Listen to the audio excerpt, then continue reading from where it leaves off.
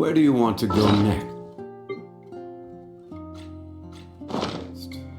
If you'd like to...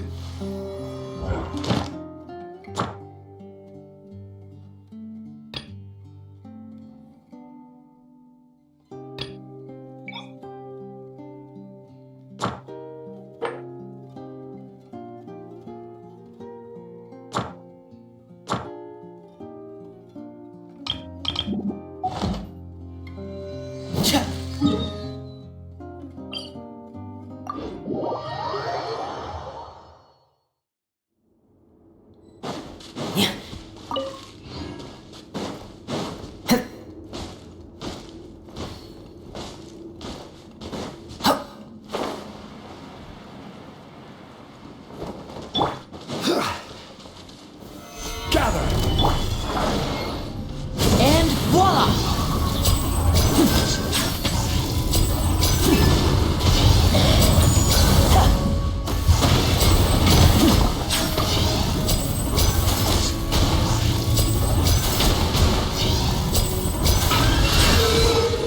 Step right up.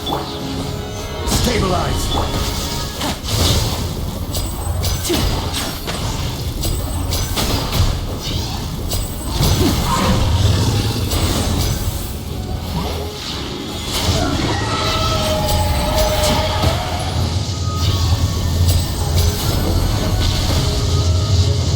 Now disappear. Solidify.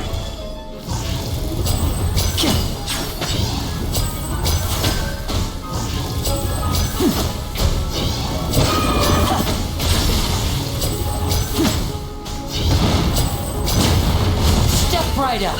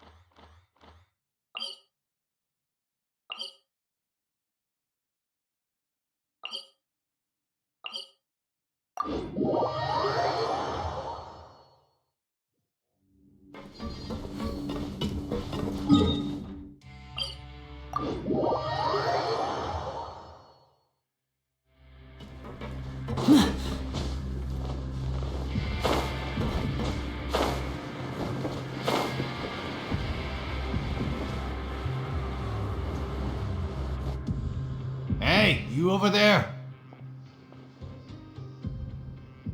Yeah, you! Say, do you like playing card games? You know, like Genius Invocation TCG?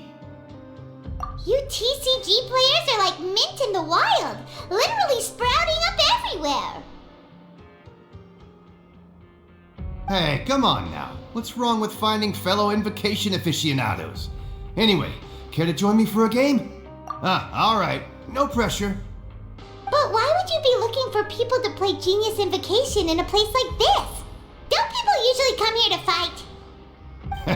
Whether you're throwing down cards or throwing punches, it's all a competition, isn't it? It's all the same in my eyes.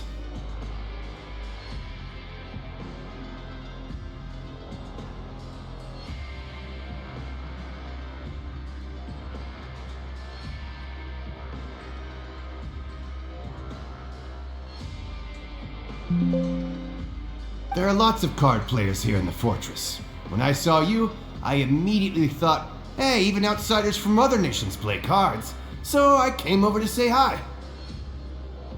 Sure. Great! Since you've been here longer than us, you need to flex your seniority a little bit, right? Maybe you could start by telling us newcomers some stories about this place. I thought you would have already heard everything by now. All right then, did you have anything specific in mind? Or do you want me to just pick a topic? Why don't you pick? We'll let you know if we've heard it already. All right. Have you heard any strange rumors since you've arrived? Then, did you know that there are some people who are always gossiping over in the corner? There are two guys who are always skulking around in the corners of corridors gossiping. The bigger guy is Quisto, and the skinny one is Lavaroon. People call them the Bombshell Bros. I never really found their gossip very mind-blowing. It's pretty much just the same stuff that I hear about when I'm at work every day. If you're interested, you can go talk with them. They tend to talk a lot of nonsense, but they aren't exactly bad. Good to know. Do you have anything else to tell us? Let me think. Sounds like you want to hear something a little more tantalizing. Oh, did you know that the Duke was also a convict in the fortress of Meripede before? Huh? Wait, are you serious? That's right. The Duke was an inmate just like you and me. Seems he was exiled here for committing some crime. Who knows how he ended up rising up to become the warden, though. To go from an ordinary inmate to becoming the manager of the whole place? I'm not gonna lie, I kinda respect that. A forbidden zone? Sounds like something that someone just made up. I've never heard of that. Where did you hear about it? It's just a rumor we've been hearing, but no worries if you've never heard of it. Do you have anything else you can tell us? Anything else? Not that I can think of, but I'll be sure to tell you anything interesting I hear next time. You'll have to play a game of Genius Invocation with me first, though.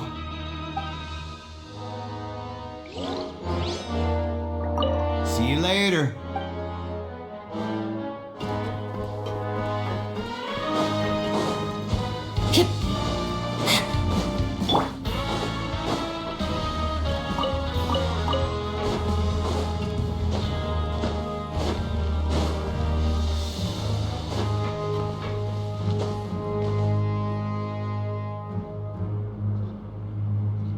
Look, there are some people talking over there.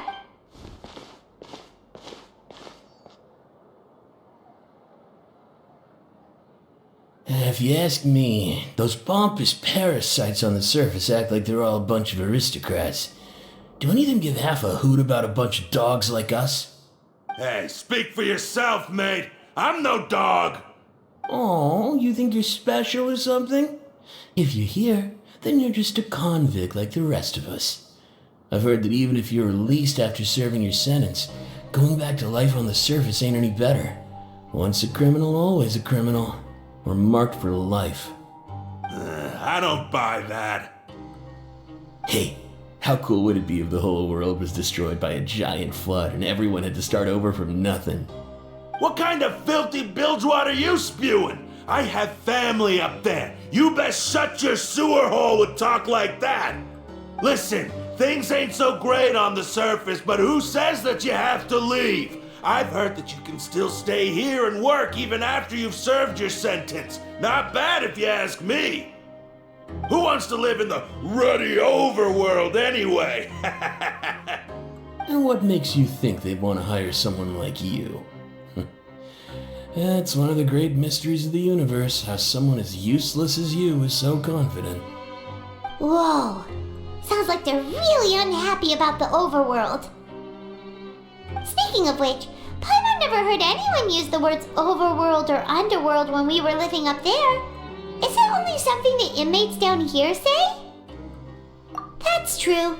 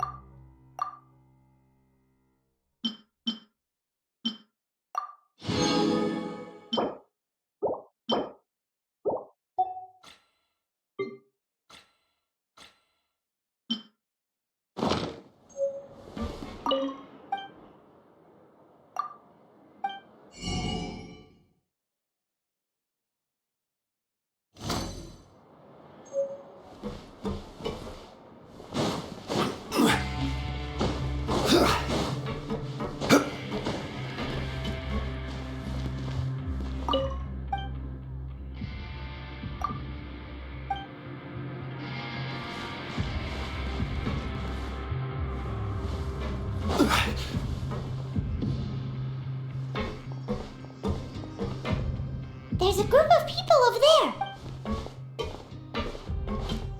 So I said, that's not a faucet. Hey, who are you two?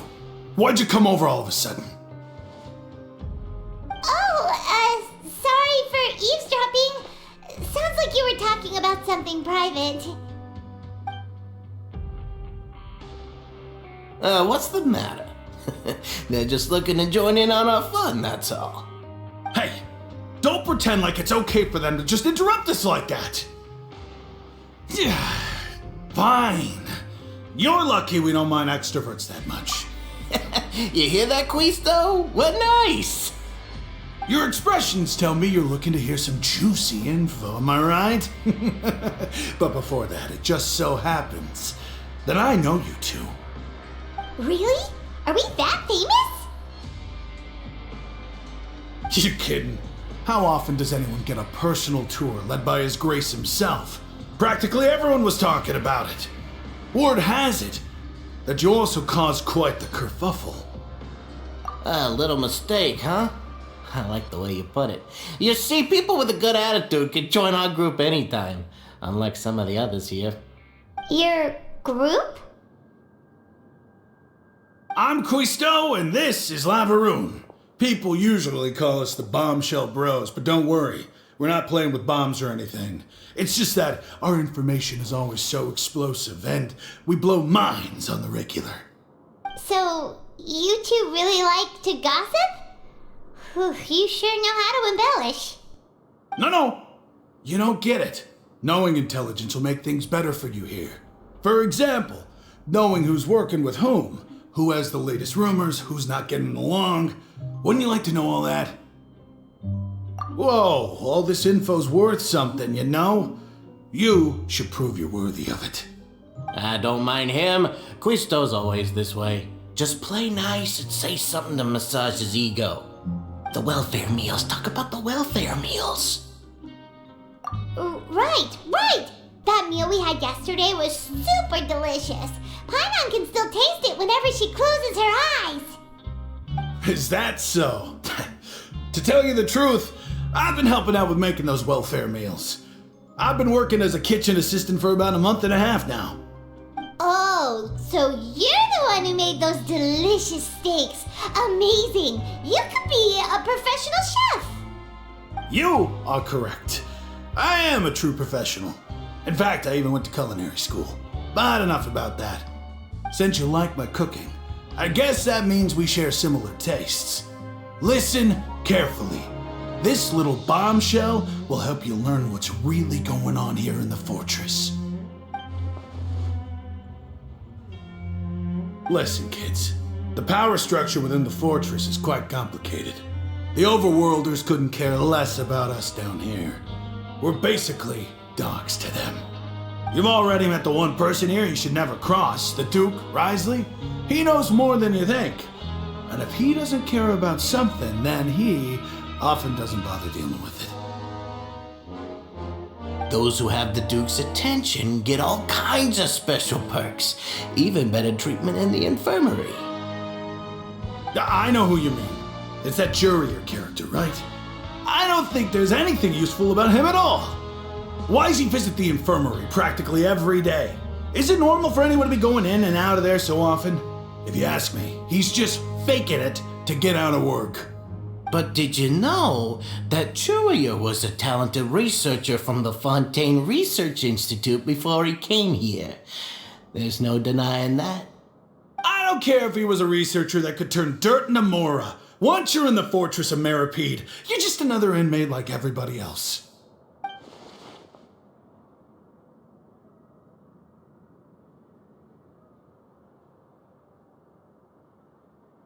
Speaking of which, the last time I saw him, he was passing by in the corridor with Lorvine.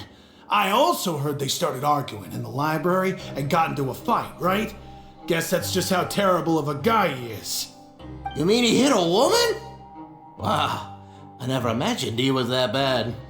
But that Lorvine's also quite the odd one, you know? She's always gabbing away, got into a fight with a man, and she also got sent to the infirmary. Come to think of it, I always see her going to the sick bay every couple of days, too.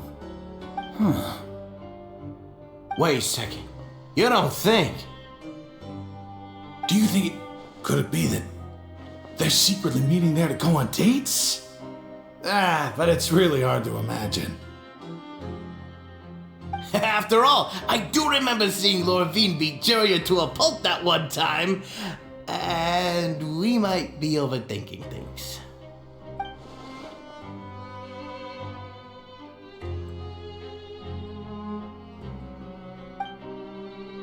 Okay, we've talked to just about everyone, and it's about time for us to go meet Linny.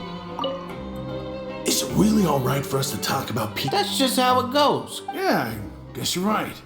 But wait,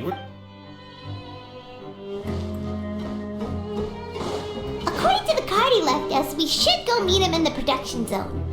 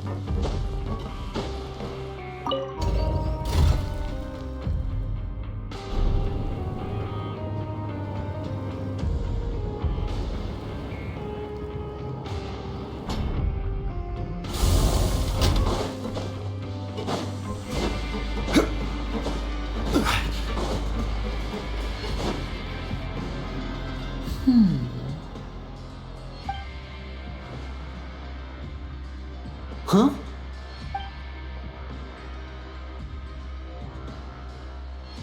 That look in your eyes. You found something? Hey, this is no time to be modest. Just tell him we found a boatload of information. Oh, as expected of the legendary duo, you have my full and undivided attention. Huh. I'd have never guessed that myself. The rumors swirling about this place are unreliable after all, and Master Child probably went missing because he found a way out. He is a harbinger after all. I suppose he's much more resourceful than I initially gave him credit for. Unfortunately, this isn't enough for our final report to Father. We need to find out Master Child's exact whereabouts. Father told me that even though Master Child said he was just coming to Fontaine for a vacation, he actually had some personal reasons. His agenda might be linked to his disappearance. His escape route is already flooded, so we'll have to task someone with professional diving skills to chase after him.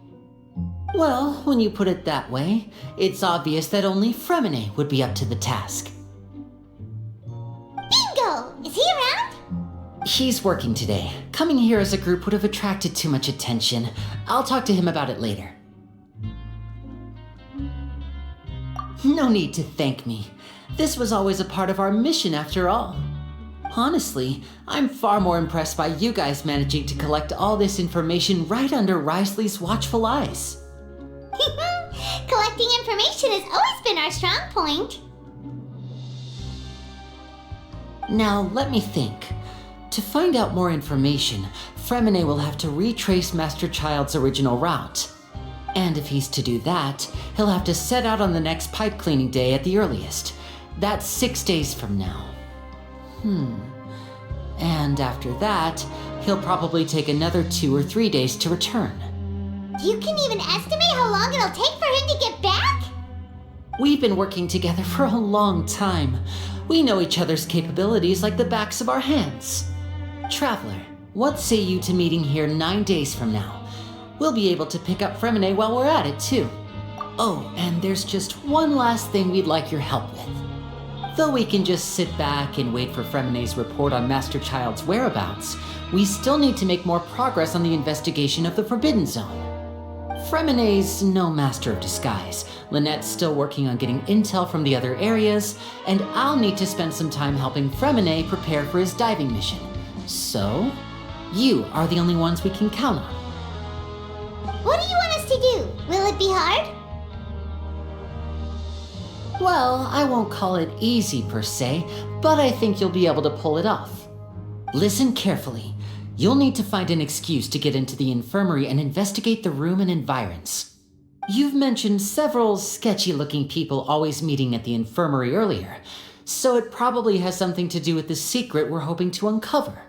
You've already met the head nurse, so she'll be less suspicious of you.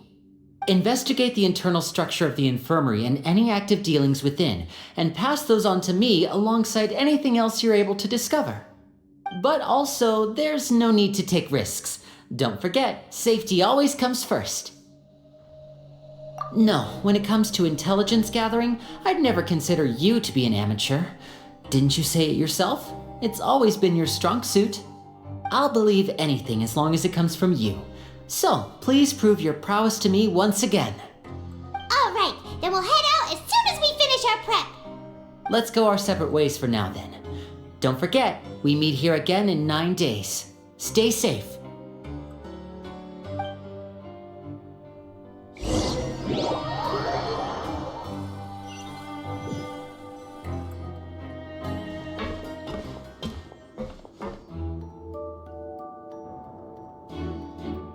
Hey, stay here for now. Paimon will take a peek. There seem to be several people inside.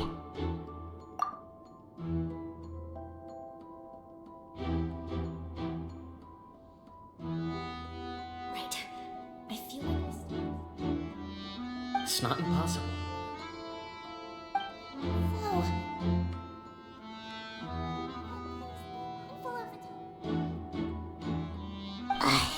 It's a bit hard to understand them from here, so why don't we just try to talk to them in person? Let's go as soon as you're ready.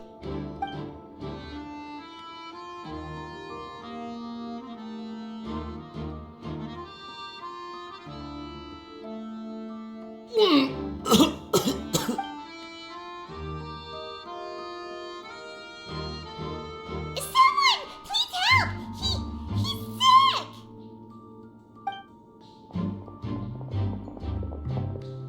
Whoa, are you okay? Oh my! What's wrong, little one? There's no need to panic. Take a deep breath before you begin. The traveler started complaining of a stomachache, and then nausea, and then collapsed onto the ground. Paimon doesn't know what to do. Freezing limbs, twitching fingers, and pale complexion. Could it be poison? Let me take a look. Please lie down over here. Don't worry, I'll get you to the bed safely. Here, hold on to my shoulder and walk slowly.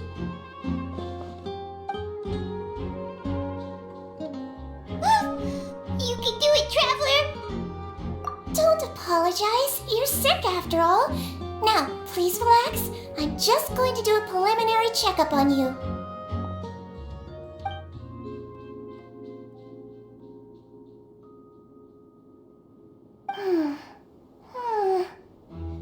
I see now. My checkup has confirmed that he's not in any mortal danger. That's our worst fear out of the way. Eh? Oh, that's good. But I'll continue my diagnosis of the patient now. Please relax and take a deep breath.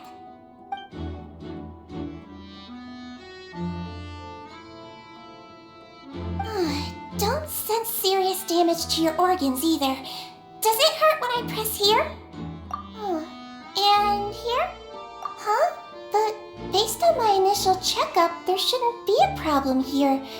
Oh, how strange.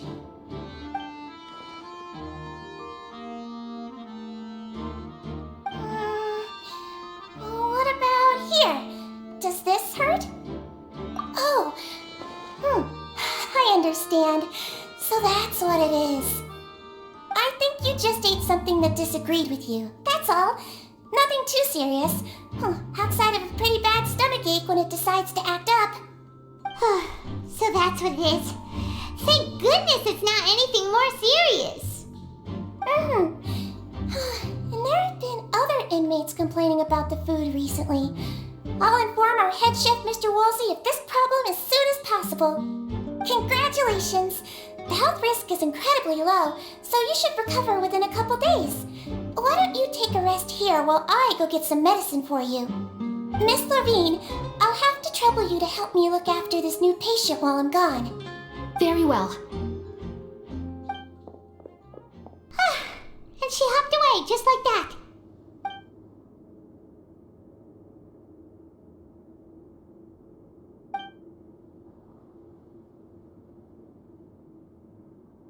Hello. So how are you feeling now?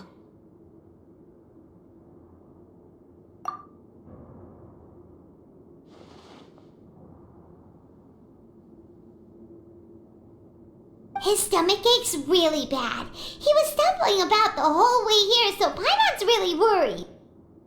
If Miss Sijuin says it's not a serious problem, then there's no need to worry. She's the best medic we've got down here. But it also looks like she's the only medic you've got down here. Well, that's true. What do you mean, that's true? That's really misrepresenting the situation. Of course I can't speak for the whole fortress, but it's not like everyone imprisoned here is useless, you know? Though they may have committed crimes and gotten locked up here as a result, they still know a thing or two about medicine, and they help Miss Sijuin take care of the sick and injured. Yeah, you're right. But did you have to lecture me about it in front of another patient? Aren't you a patient too? Where did all your energy come from? That's correct. Sorry, I got a bit ahead of myself. Are you two also sick? We've been sick a while. I come back every once in a while for checkups, and to pick up the medicines Miss Sijuin prescribes for us. That's just the nature of chronic illnesses. As for her... you could say she fancies herself as Miss Sijuin's capable helper because she learned a bit of medical knowledge ages ago. Please watch your mouth, Mr. Jurier. Don't forget that you are the primary reason I have frequent heart palpitations. Hey, don't start arguing now! Please, keep it civil at least.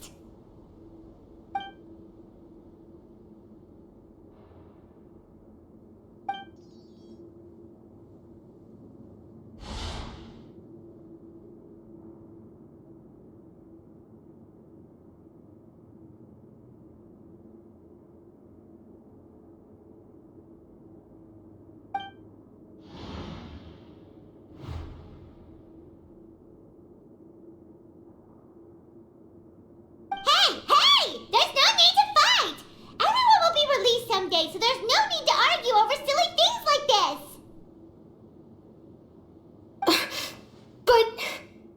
But... Release. It's way too early for us to even think about that. And who the heck knows if we'd even be able to continue our previous lives?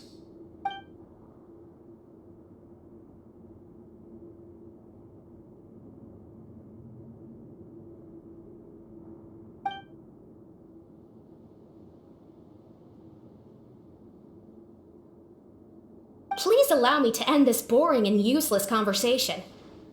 Oh, and Mr. Jurier, I don't want to see your face here again anytime soon. And same to you, Miss Lorvine.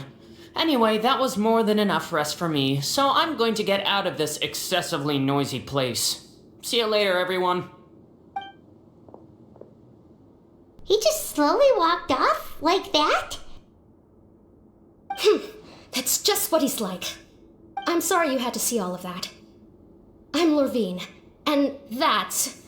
Well, his name is Jurier, but I hope you'll never have cause to remember his name. You really can't stand him, huh?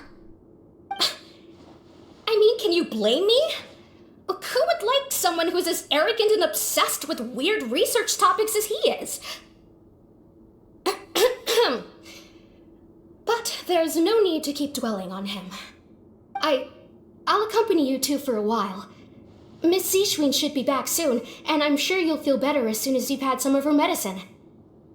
No, it's nothing. I'm back! Did you rest like you promised? Thank you for getting our medicine, Miss Seashween. Did you all cooperate with your bed rest? I trust that nobody got up to walk around. Good. Here, this should be 2 days' worth of medicine for you. Take 1 pill now, and then continue your bed rest.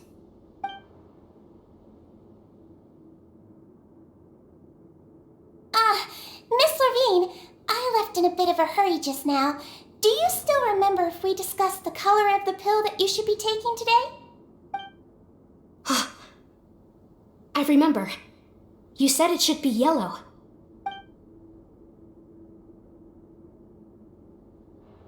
Yellow, huh? I understand. These are yours. Please, make sure to go to bed early after taking them tonight. You'll benefit from a good night's sleep. All right, then I'll also be on my way now. I hope you feel better soon, too. See ya! I'm going to fill out your medical record now. You're widely known as the Traveler, right? I just want to double-check a few details, if that's all right with you. Those two made quite the commotion just now, so why don't we let the traveler rest? Paimon can answer the questions instead. So his primary symptoms are abdominal pain with secondary symptoms of nausea. Is there anything else? That's it. All right then. Is there anything we should know besides to take the meds? No, his base constitution is quite good, so I'm sure he'll recover quite quickly after taking the medicine. Please make sure to stick to bland or less stimulating foods, and don't stay up too late at night. Got it. Paimon will hold the traveler to that for sure.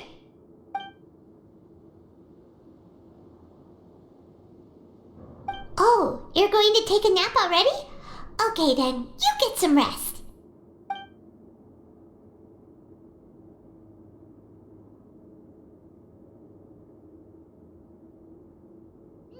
We've been to lots of places together. He may look a bit under the weather now, but he's actually super strong. So you're the best of companions. Well, don't worry, he'll recover soon.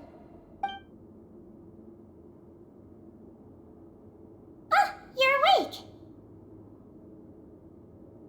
How do you feel? You slept for a really long time, but we never left. Well, now you can go back without a worry in the world. Remember to take your meds regularly, and remember bland foods. Thank you, Miss Seashween.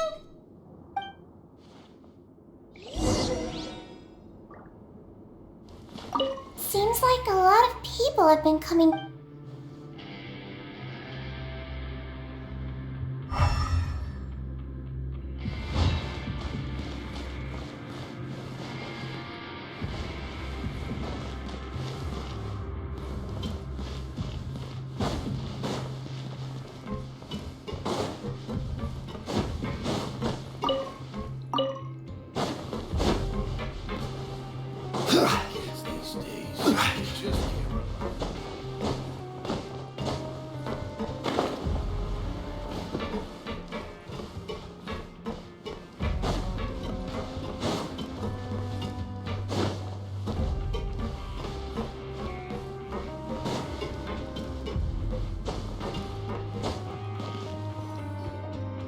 You really are something. To be able to fall asleep like that and even sleep talk the entire time, you scared Paimon half to death!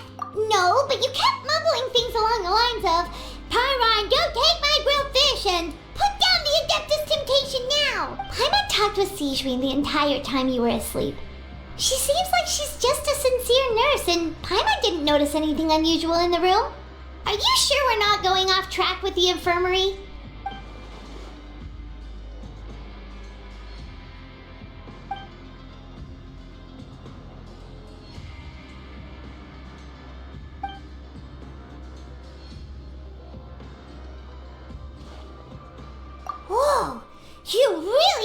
super thorough. All those tiny little suspicious things that Paimon didn't even pick up on.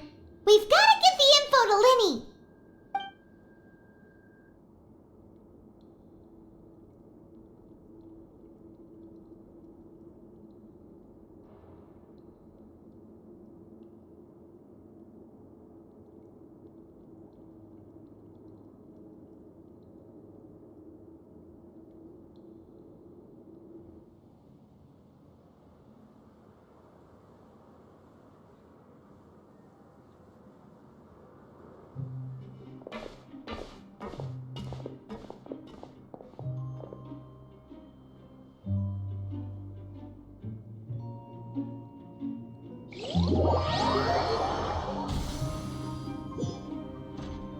Today's the day! Let's go meet up with Linny!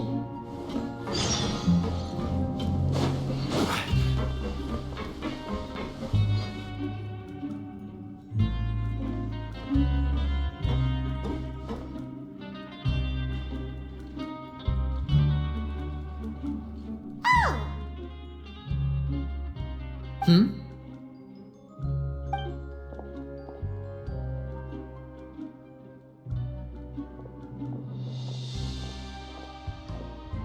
Did you two run into any trouble over the past few days? No, we just worked our shifts according to the schedule. Nothing weird happened. That's good. That means you didn't raise any suspicions when you infiltrated the infirmary. We've taken a look at the slip you've sent. Fremine successfully left the grounds via the pipes 2 days ago, and as of last night, Lynette has also infiltrated the infirmary after faking an illness. Wait, why is she getting involved as well? You already went above and beyond when you scoped out the infirmary.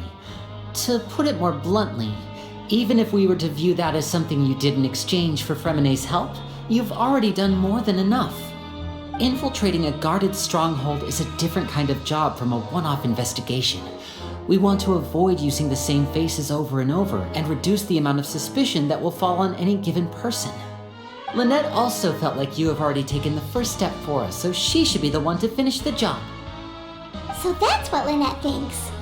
Oh, Paimon hopes everything's going well for her. Then, let's go check on Lynette before Fremine returns. If everything went well, then she should be wrapping up her investigation right about now. Is now really a good time to go over? According to my observations, Sigewinne always spends around half an hour away from the infirmary right before lunch. Lynette knows this as well, so this should be a good time to meet up with her. Also, I'm her brother, remember? It's only natural for an older brother to care about his younger sister's well-being. Okay, then let's head over.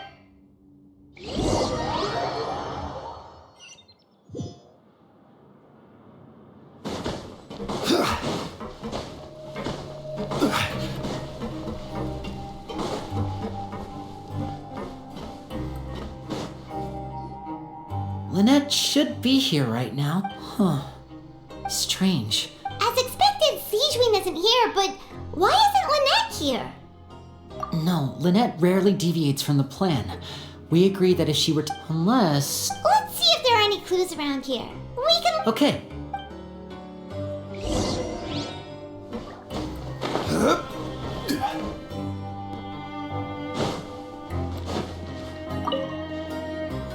There are some books here and a few files. Advanced nursing? How to... These sure are some interesting books. She even has books on understanding people's motivations and feelings. Seems quite normal.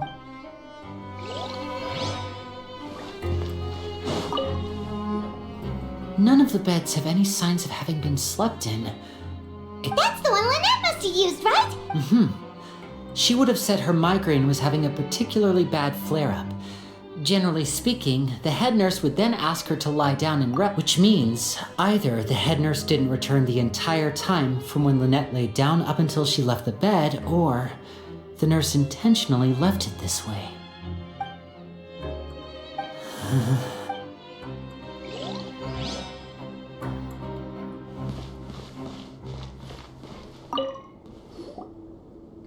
This is it! Wait, this thing? It doesn't look like it's been The space behind it is empty. From its size, I don't think it's an entrance. Could Lynette have tried to get inside? Let's look around here for some more clues.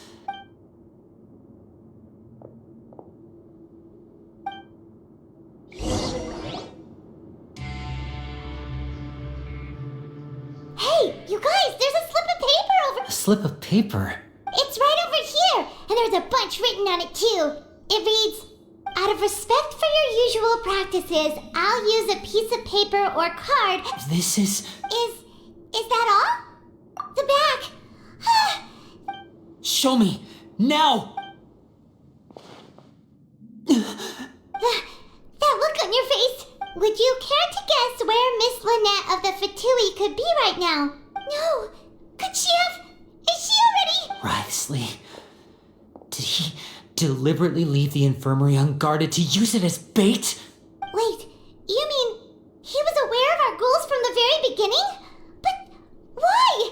We didn't run into any trouble last time, and he also never reached out to us since. Yes, that is a crucial question. Wriothesley, he doesn't do anything without a clear goal or reason. So this means he had no concerns about your activities from the very beginning. You're not from the same camp as us. You were sent down here by Nervulet, so you have no conflict of interest with Wriothesley. We're a completely different story, though. I'd like to know that, too. Don't panic, just think everything over. I have to stay... Wait, you're right. Wait, but that means the fact that Fremine was able to leave the grounds... Could Wriothesley have let him go as well? But what does he gain by letting Fremine leave like that? So he's challenging me and trying to provoke me, I'm sure of it. We never should have sent out Fremine. We had to go through all that trouble to find an opening to sneak him around the guards and into the pipe, and we even thought luck was on our side. If Wriothesley let him leave on purpose, then he's probably in a terrible spot now as well. Lenny's getting more and more panicked. We have to calm him down. Don't be like this, Lenny. Fremine wouldn't have left if we hadn't told you about... No, I'm the leader of this operation, and I'm the one responsible... Hey, don't be reckless! Traveler, please... I simply cannot allow Lynette to be abducted again. I have to go. He's rushed out the door! After him!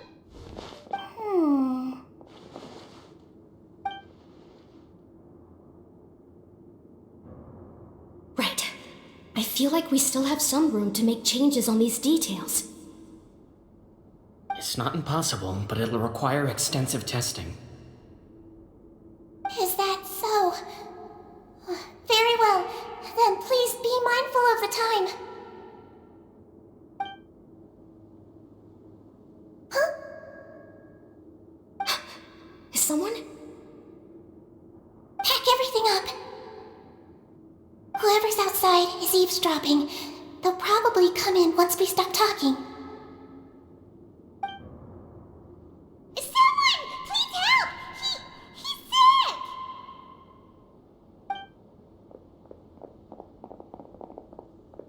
Whoa, are you okay? These two. As expected, they've already found this place. Oh, they are quite sharp. What a delightful turn of events. I like smart people, but I also like playing dumb. I like the feeling of being trusted. Oh my! What's wrong, little one? There's no need to panic. Take a deep breath before you begin. Being able to read human expressions is quite the useful skill. Lenny! Wait! It's no use. We have to catch up to him. He's already out of sight. How is he so fast? Let's go head him off at Wriothesley's office.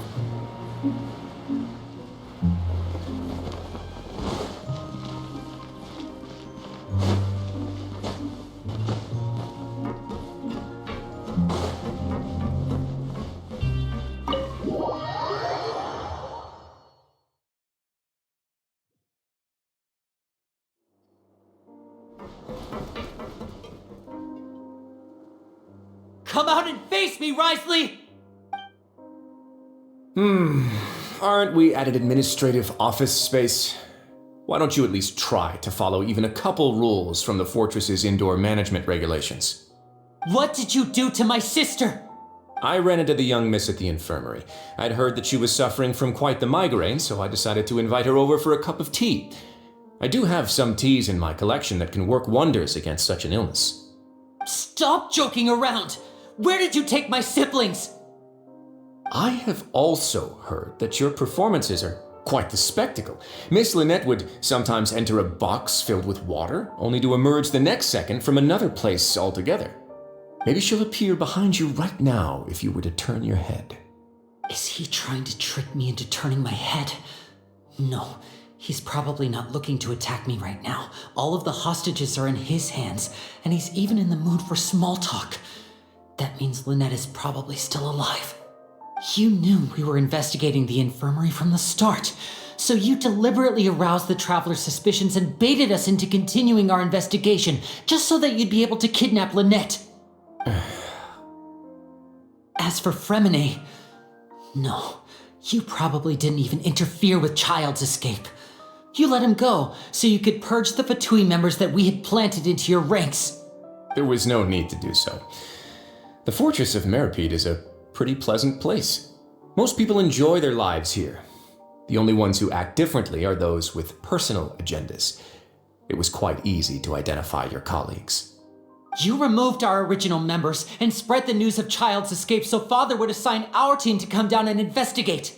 Fremine has also fallen into your hands, right? If you're oh so omnipotent and so in control, why would you need hostages? One correction. Lynette is in my hands right now, but Fremine is not. He's not?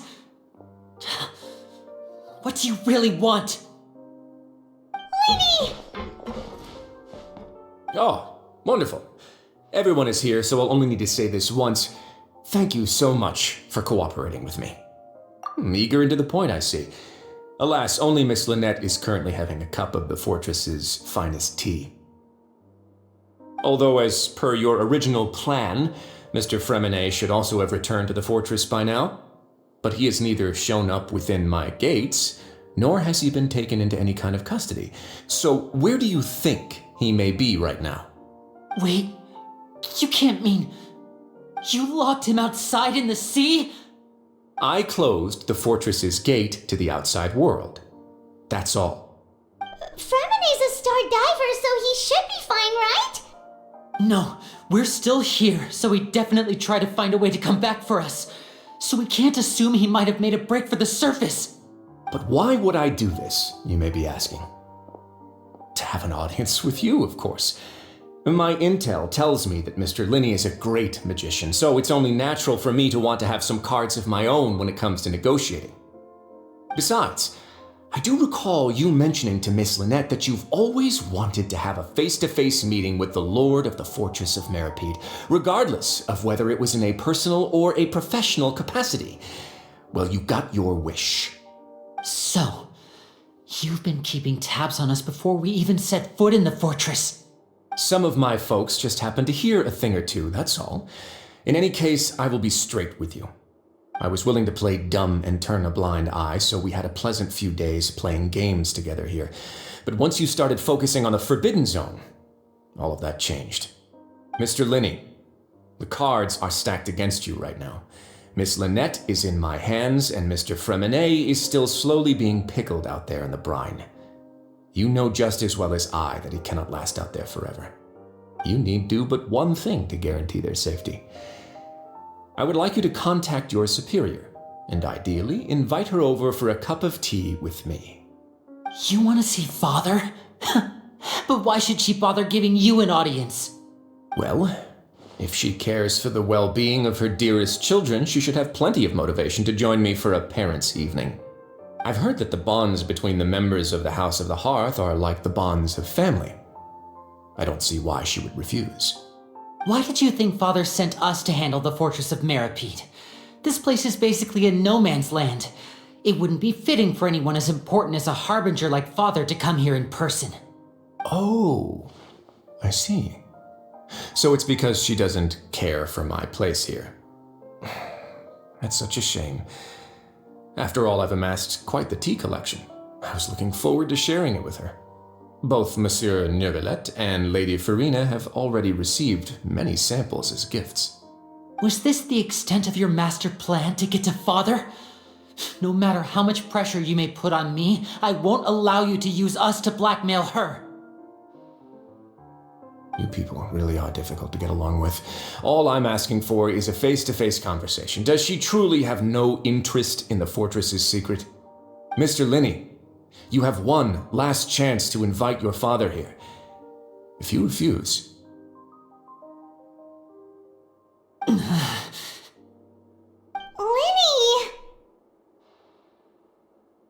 Instead of asking why I'm doing this, why don't you try to see things from my perspective for a second? From the very beginning, the Fatui has been actively infiltrating my fortress. I gave you a warning by cutting off the first few operatives I found, but that only caused you to double down. Had you given up on the fortress then and there, I'd have no reason to want to talk. Mr. Fremenet left the fortress on his own, and Miss Lynette tried to pry out my secrets right in front of me. No matter how you look at it, the responsibility for this falls on you. I shouldn't ask Father to do anything because of us. 6, 5... Wait, 2, 1. Time's up. It really is a shame, Mr. Linney. Risley! Negotiations have broken down. Please leave, ladies and gentlemen. It's time for my afternoon tea. Yeah, listen to the Traveler. If you can't talk to Linny, can you at least talk to us? You do realize that I'm only letting you go because of Neuvillette, yes? You're here helping him out, and I've already done my best to stay out of your way. But that doesn't mean you can just do whatever you want. The fortress may be small and remote, but it still has its own set of laws. Then how about this? Those who are capable deserve respect. You've spent quite some time investigating my home turf by now, so why don't you tell me a thing or two about what you found, I'll ask you 3 questions. Answer all of them correctly, and I'll agree to your request. Question 1. Regarding the hidden rules of the production zone, what is the truth behind the one about not being allowed to work for 3 days in a row?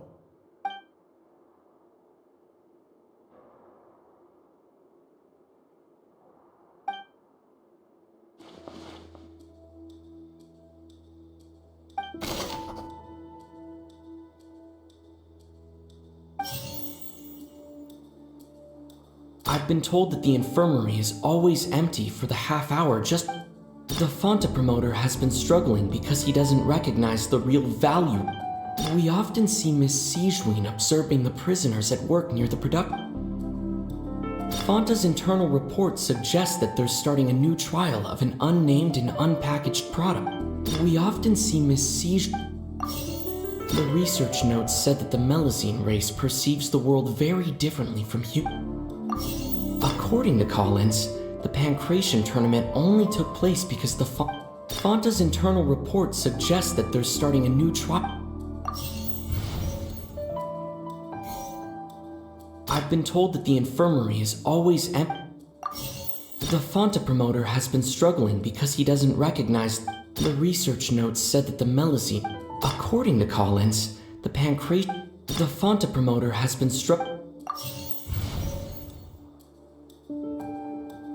The research notes said that According to Collins, the Pancration tournament only. The research notes said that the Melazine race. So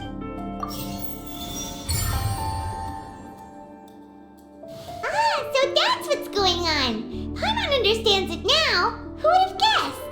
The hidden rule of the production zone. People are not supposed to work 3 days in a row, and if they do, they'll get strange meat in their welfare meal.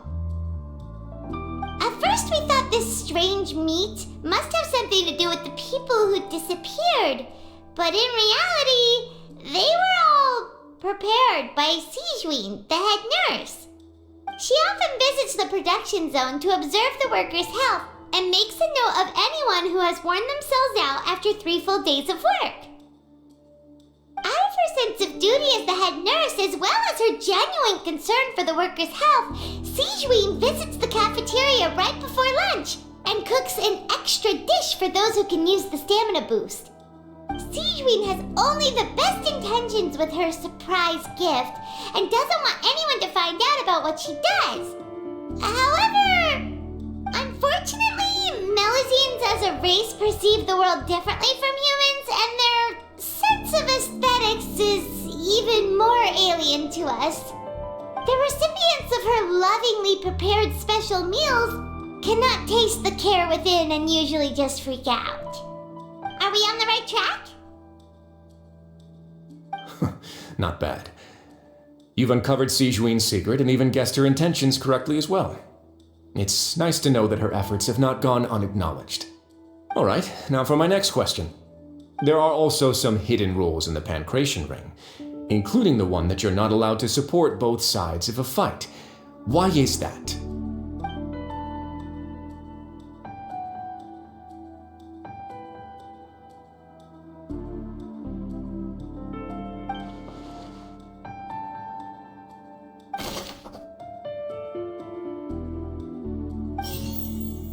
I've been told that the infirmary is always empty for the half hour just before. Fanta's internal report suggests that they're starting a new trial. We often see Miss Sijween observe. The Fanta promoter has been struggling because he doesn't recognize the real The research notes said that the Melusine. According to Collins, the Pancration tournament only.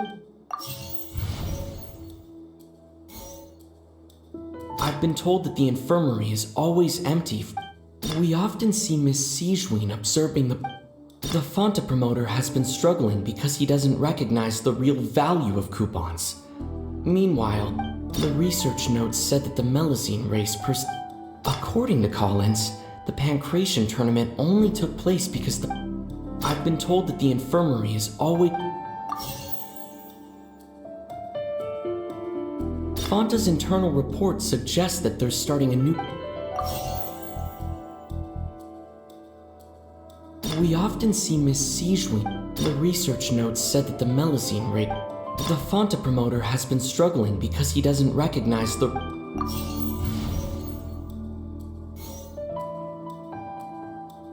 We often see Miss C. The research notes said that the Melusine race. According to Collins, the Pancration tournament only.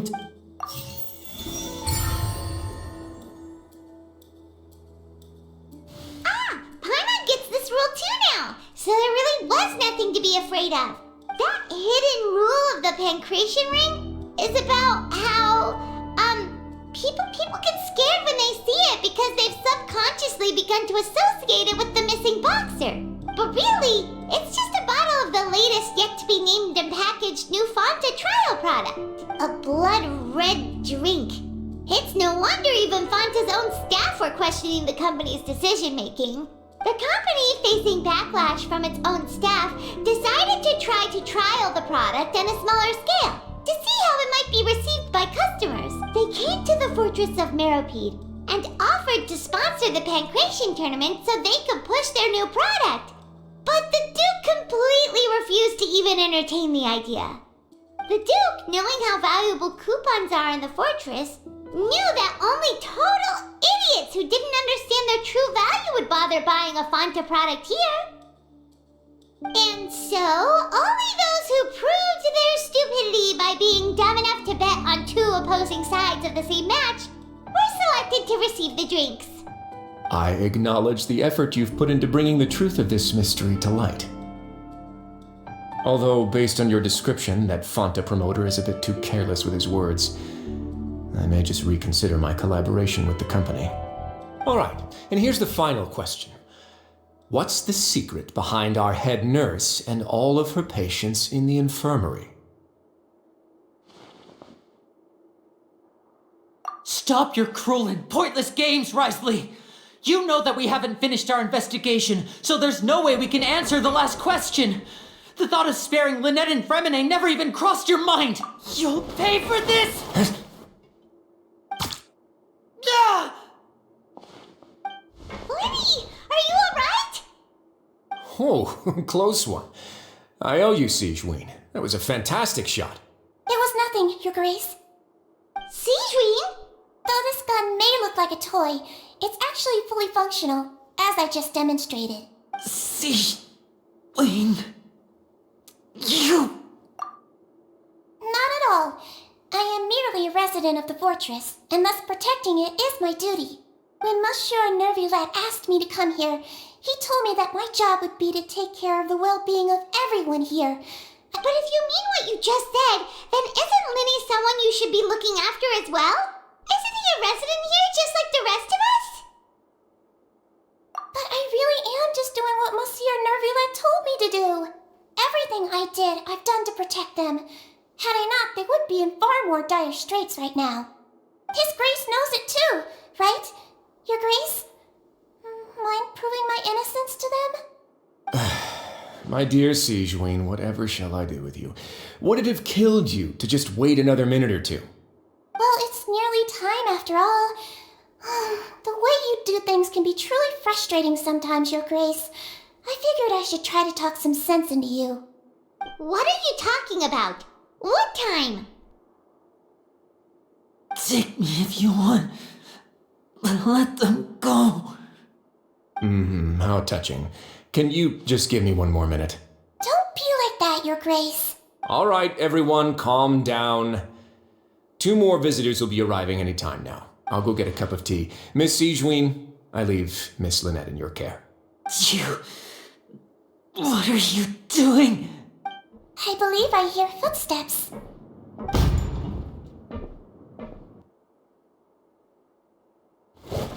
Some space, please. Ah, Miss Clarande. My door. Fremine... Fremine... What's going on? What is Clarande doing here? Work. I'm sorry about shooting you, Mr. Linney. The tranquilizing effect will begin to wear off soon. Please take it easy in the meantime, though. What happened to Fremine? Wasn't he diving just outside of the fortress? Why is he looking like this?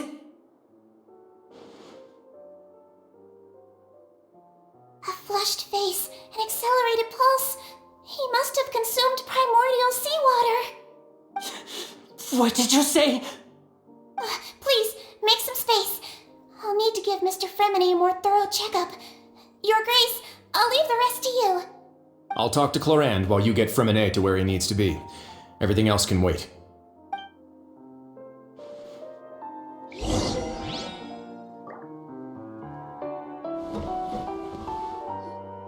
What's that look on your face? I thought I made good time on the way back. Oh, I'm just admiring your punctuality. Had you arrived just a few minutes later, Sigewinne may have been forced to shoot Mr. Linney again. How's the situation out there? The water has changed. It's pretty much as expected. The concentration of primordial seawater has increased significantly. I was only out there a short time, so it wasn't too bad. But if one were to stay for any significant amount of time, well, you can see how that boy's doing. Where was he when you found him? The abandoned zone at the end of the pipes. A good distance into the water. Closer than I thought. He must have recognized it early on and tried desperately to swim back. Locking the door was necessary. I don't think we could have saved 2. Well, I did try to convince him that I had my reasons. Never seems to work, though. It would probably work on Neuvillette. He has a knack for picking out who had good intentions, even when the outcomes were all terrible. It's a bad sign if you're having to plead your case to Neuvillette. Want some tea? Not particularly. If you want to drink some that badly, just say so. Fine, I'd like to get some tea. Want me to get you a cup too, since I've already made it? Might as well then, I suppose. Actually, do you have a towel? I would like to dry my hair.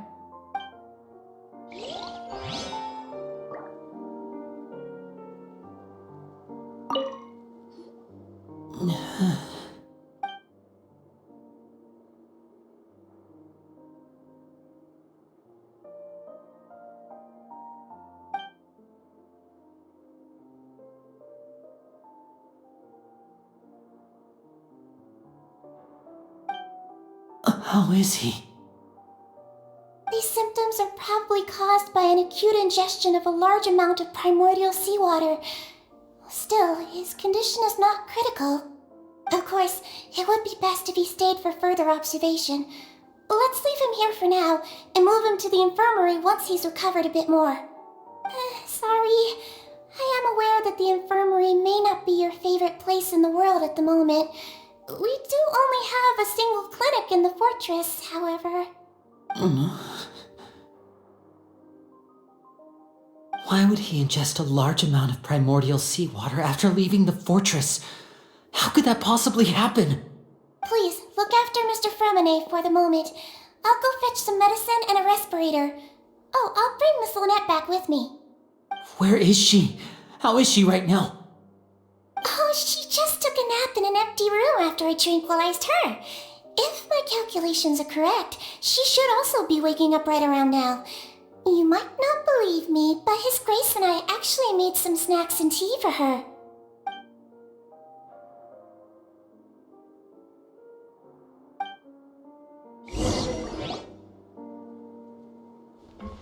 Linny, are you okay?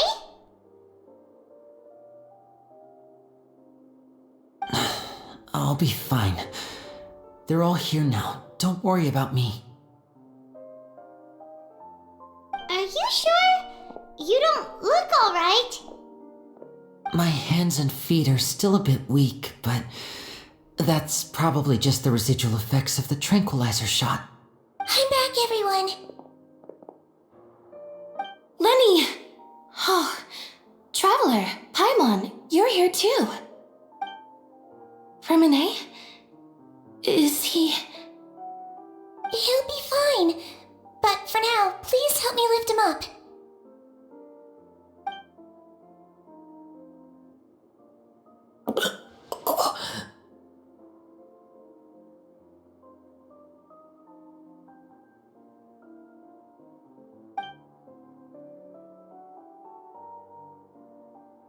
His breathing's beginning to slow down. Give me a hand and help me get him to the infirmary.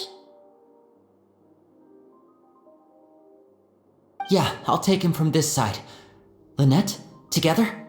On it. Traveler, you seem pretty worried about him. Want to come with us?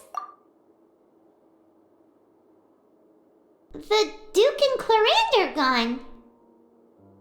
They probably went to get some tea.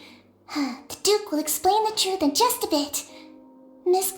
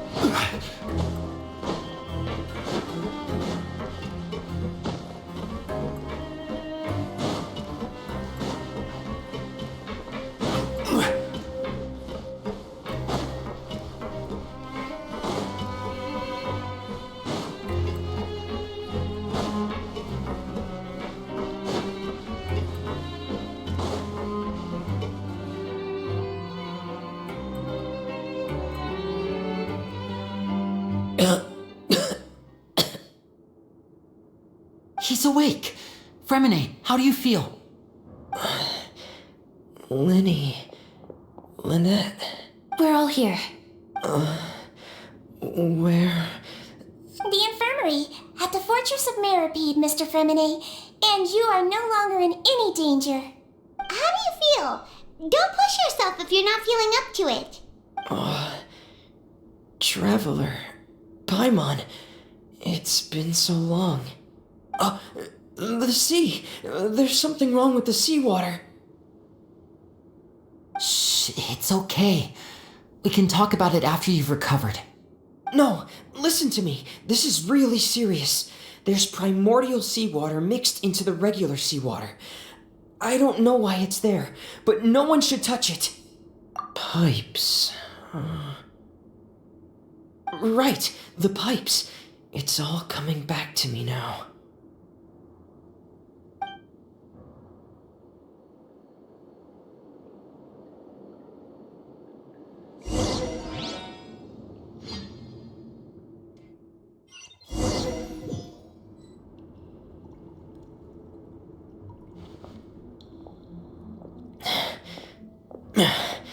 I'm in. Seems like this pipe hasn't been used in a long time. It looks abandoned.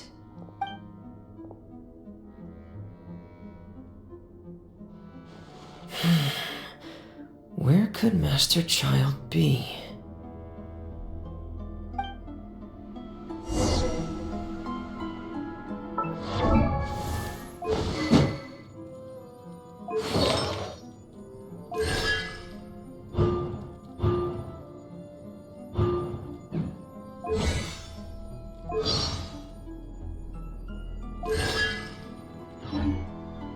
Frost is coming!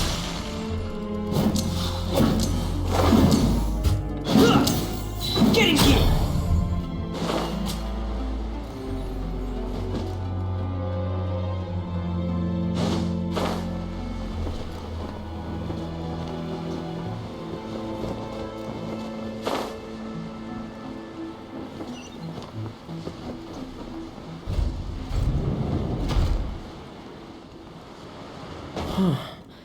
This mechanism looks like it's been tampered with. Could he have done it?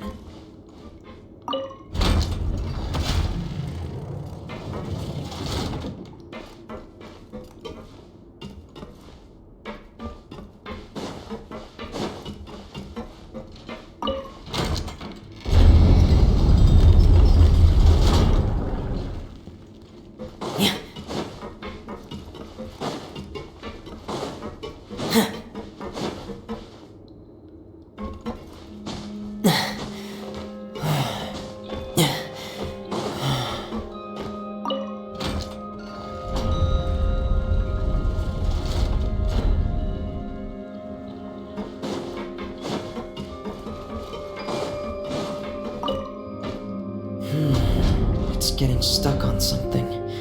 Seems like I'll have to avoid those obstacles while I turn it.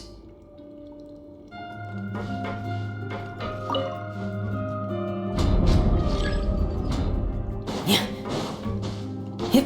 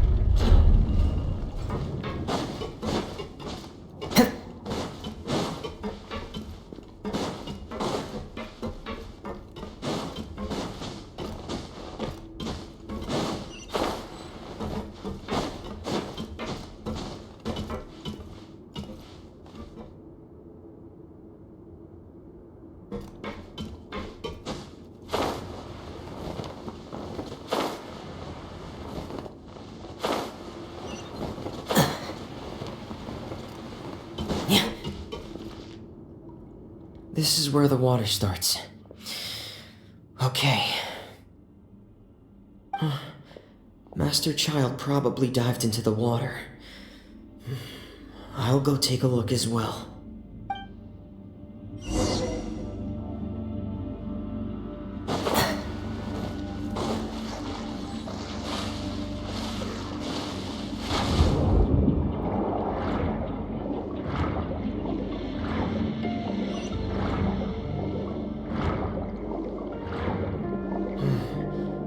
The vegetation here is a bit more sparse. These traces aren't natural. A person must have left them, and recently. I should be going in the right direction. Oh, there are traces here too. I need to keep going. Huh? The traces are gone. But I don't see where he could have gone from here. Wait. What the?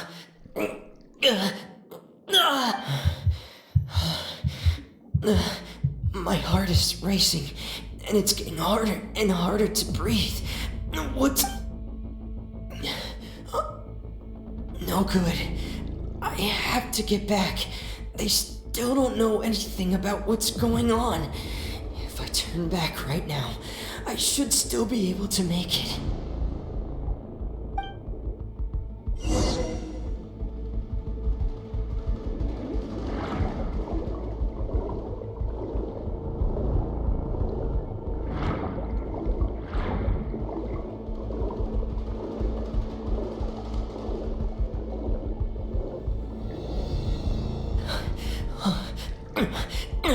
I can't die here.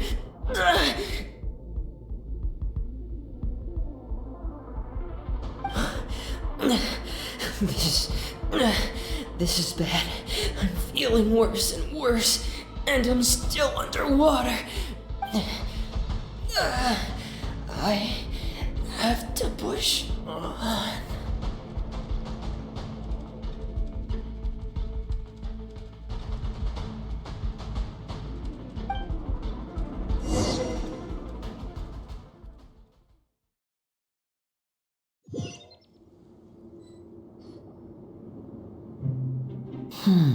So, in other words, the trail you were following vanished, and you had no idea where Master Child could have gone, but there was also no obvious place for him to have disappeared to.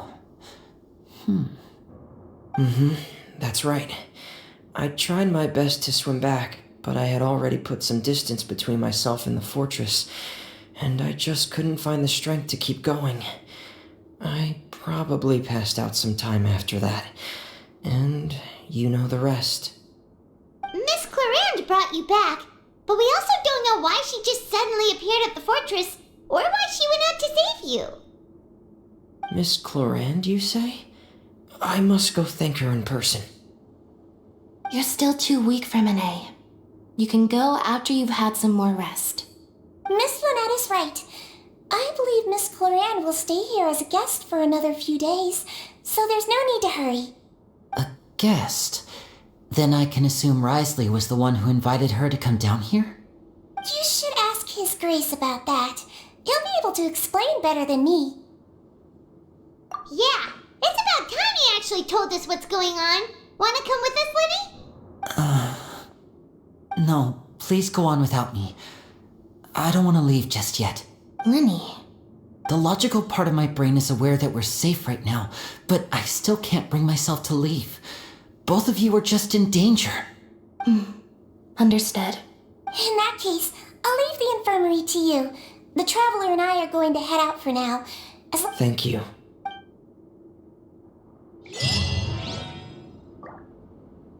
I'm also really sorry, Linny. Don't say that. It was all my fault. If I was stronger, maybe I would have already... No, how can you say... Huh? I'm sorry.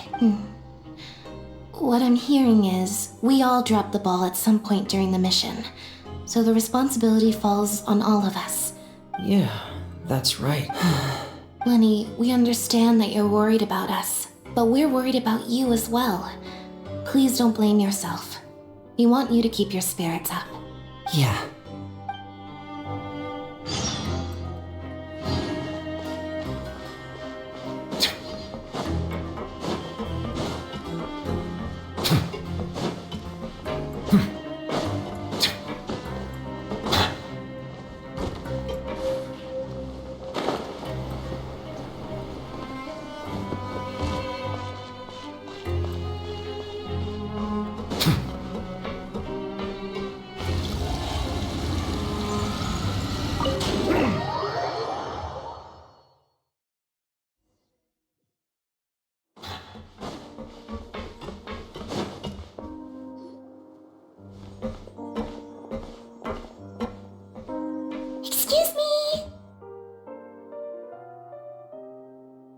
I take it Mr. Fremonet's condition has stabilized? Of course! I wouldn't have left the infirmary otherwise. I've been expecting those two, but might I inquire as to the purpose of your visit, Miss Sejuane? I wanted to check up on Miss Cloran. How are you feeling? Mostly fine, I think. If you don't mind, I'd like to perform another quick physical exam. It'll just take a few minutes. All right. Thank you for looking out for me. I'll take my leave for now then. Well, want to explain yourself, Risley? Of course, but I'm not partial to the word choice of explain. How about enlighten? Where should I begin? How about you start by asking me any questions you have? You can start with whichever one you'd like to get answered the most. Then Paimon will begin. Did you know about Lenny's goals from the very beginning? No. I just knew they were Fatui operatives sent to the fortress by the Knave. As for their specific goals, I only figured those out as you made progress on your investigation. You managed to monitor and stay ahead of them even though you didn't know what they were trying to do? They came here with ulterior motives. I'm quite adept at discerning what that kind of behavior signals. Initially, I thought their goal was just to investigate Child's disappearance. Linny suggested that I had deliberately let him escape, but in truth, I didn't really do anything special to help or hinder him while he was here.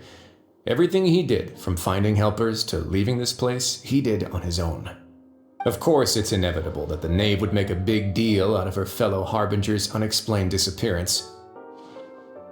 I'm also quite curious about where that Harbinger went, so I figured I might as well let the Fatui do their own investigative work.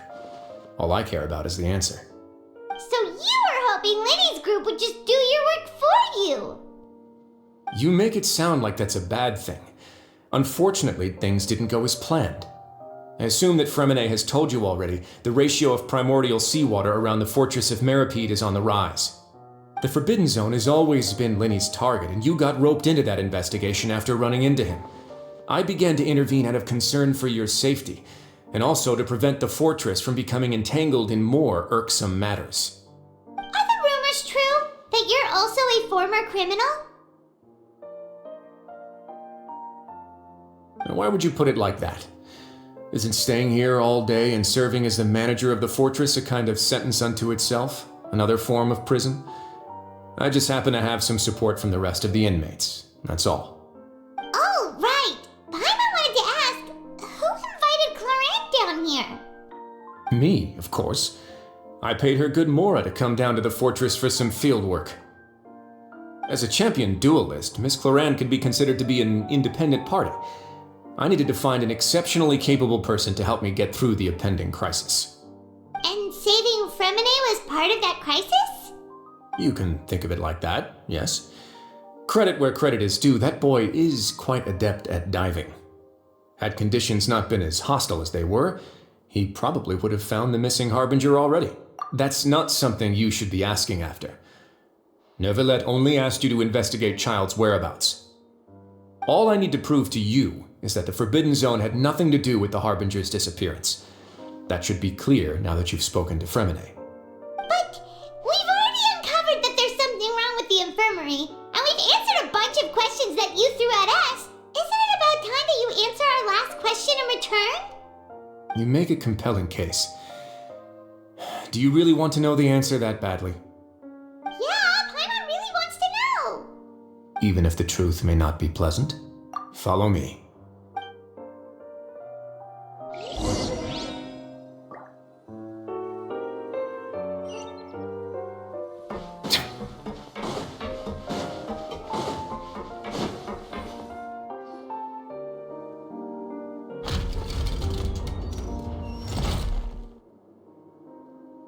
There's a hidden door here?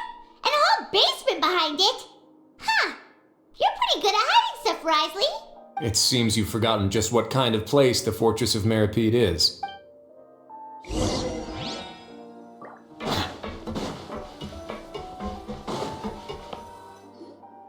Stand on the central plate. Wait, is there a secret mechanism or... Whoa!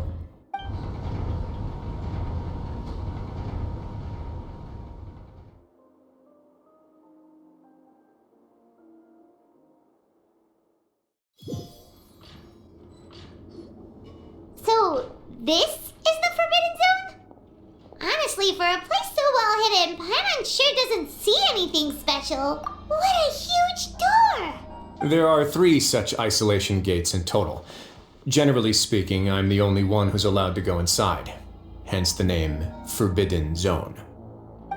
Am I correct to assume you're going to run on back and tell your little Fatui friends everything? Well, Paimon wasn't thinking of keeping anything from them. Well, I'd advise you wait until you've seen the whole truth of this place for yourself before deciding whether or not to tell them.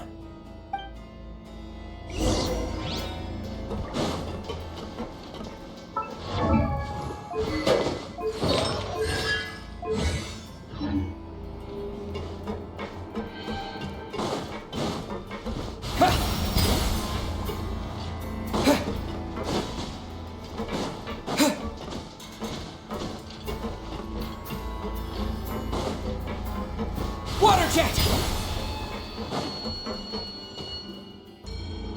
Huh, so there's a switch on the side. Stand back.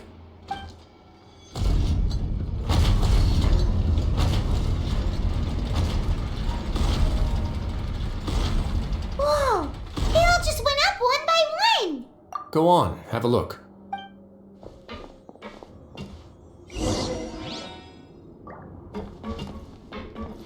Go!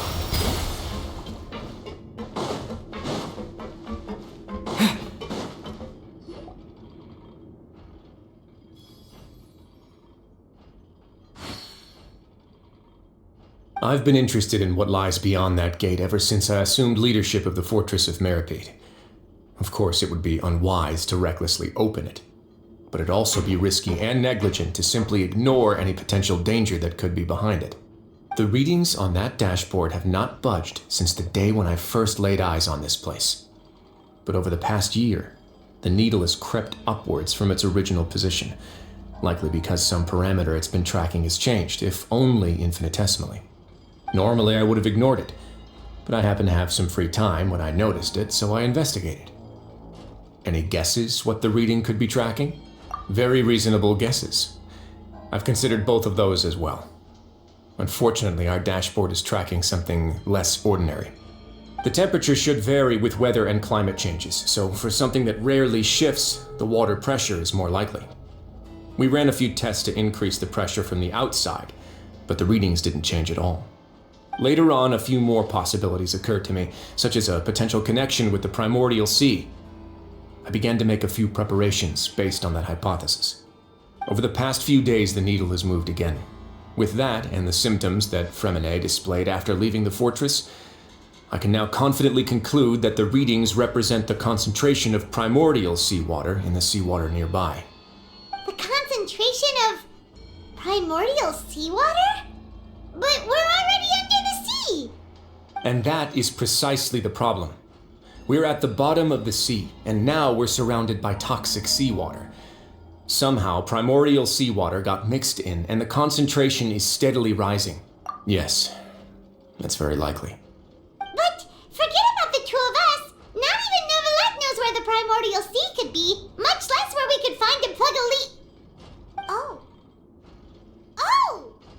Seems like you've figured it out. I believe the primordial sea lies directly beneath this sluice gate. For some reason, the primordial seawater levels have risen significantly, and it's now very close to us. The indicators are now red.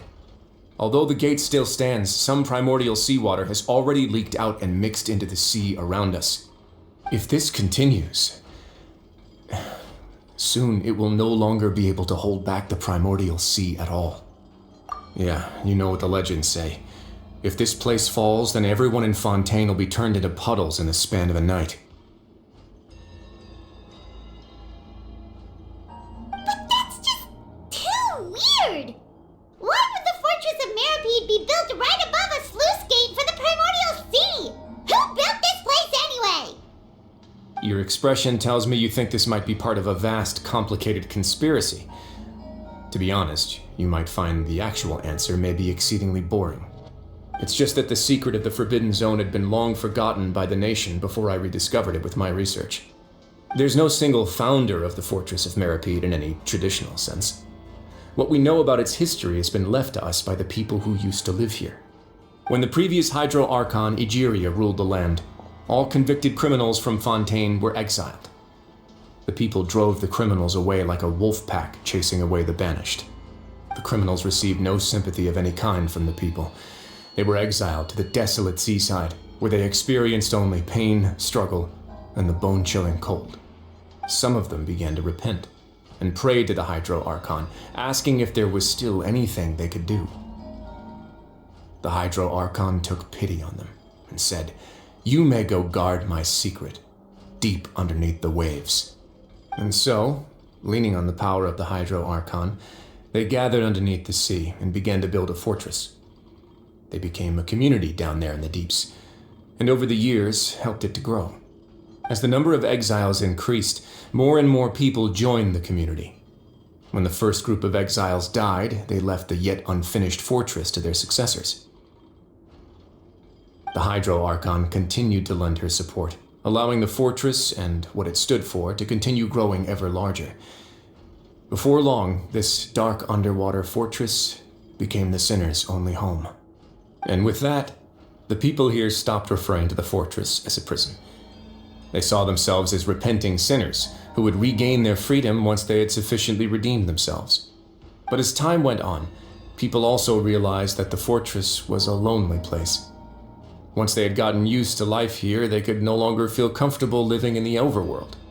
Once they had finished serving their sentences, some people left and some others chose to stay. They'd find some idle position and let their withered souls fade away with the ancient secrets of the past. After many, many centuries, few people still remember the reason for the fortress's founding. Now they just see it as an integral pillar of Fontainian society, as the place where criminals deserve to be sent. Now and again, researchers manage to break one law or another and live out their days in the fortress. I learned all this from an elderly historian. Everyone else just thought he'd made it all up. But now you know every part of that history is true. Indeed. It's just as the prophecy says. If this gate fails, then everyone will be dissolved into the sea. To be frank, not really. But sadly, that hasn't stopped this prophecy from proving all too accurate. Prophecies are troublesome things. Just hearing one will create the first wave of panic. Seeing signs of it will bring about the second, and actually witnessing it in real time, the third. Let's go somewhere else. I want to show you something.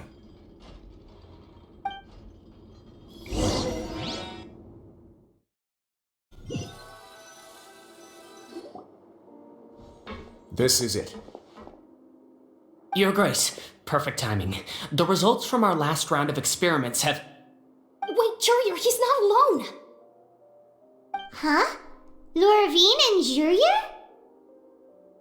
No need to panic, you two. I've already told them about our plan. What? After you warned us not to tell a single soul about any of this? I'm skeptical as well. Are you sure they are trustworthy? The results speak for themselves, don't they? These two may already know more than you could ever imagine. All right then, if Your Grace insists. They seem harmless enough, so I'll trust them for now. Well, how about some reintroductions? This is Jurier, one of the highest-ranked researchers from the Fontaine Research Institute. He used to work under Edwin. I trust that you've heard of Edwin? He's the one who blew the whole institute sky high. Everyone knew he was a bit crooked in the head, but you're not a local, so I guess it's possible for you not to have heard of him. Edwin's main areas of research were archaeum and gravimeters. As his assistant, Jurier is quite familiar with them as well. I hired him to be my technical consultant. You want to blow up the Fortress of Meripede? Ah, what a lovely idea. I'm already imagining it in my head. Gotta admit, I'm tempted as well. Guys, focus! Focus! That taskmaster over there is Miss Lorvine, and is also one of my technical consultants. While Jurier used to be Edwin's assistant, she used to be Jurier's assistant. Ooh, are they together? See, everyone keeps asking this question. Are you too sure you're not a couple and just using your work as a convenient cover? Your Grace, I am not in a relationship with this man. If I dated her, I'd officially be madder than Edwin. Jeez, forget I said anything then. Follow me. Whoa, there's another door that goes right up. Your constant amazement makes it seem like the fortress can do anything. But Paimon really thinks everything's super cool.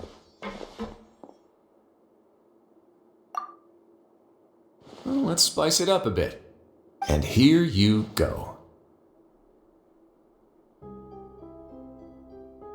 What a huge ship! This is also a production zone that Paimon's never seen before. What's going on? How much do you know about Fontanian history? Not much at all. Well, then maybe you haven't heard the story of ancient Lemuria. To give you a quick rundown, Fontaine used to be ruled by the Lemurian dynasty.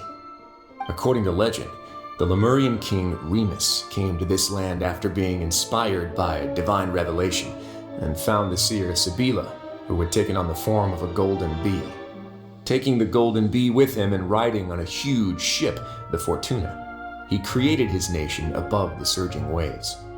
He called his nation Lemuria and used the Fortuna to incessantly search for new tribes and islands, calling on them to join his empire.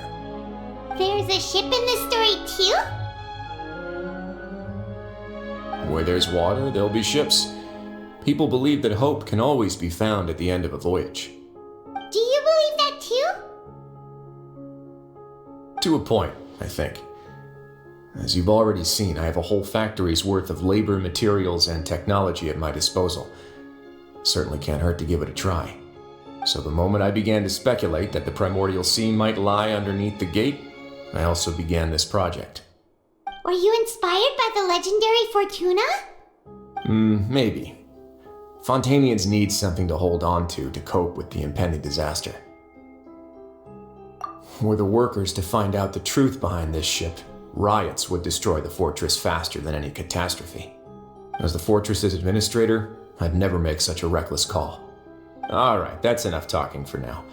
I'll need another 3 cups of tea to soothe my throat. Do you have any other questions? Seems like you're good. Come on, I'll take you back.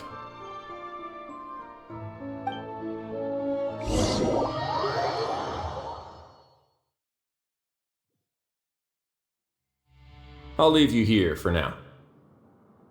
Oh, thank you so much. No worries. But don't forget, it's up to you whether or not you want to share what you just saw. What you do from here on out will likely affect those 3 as well.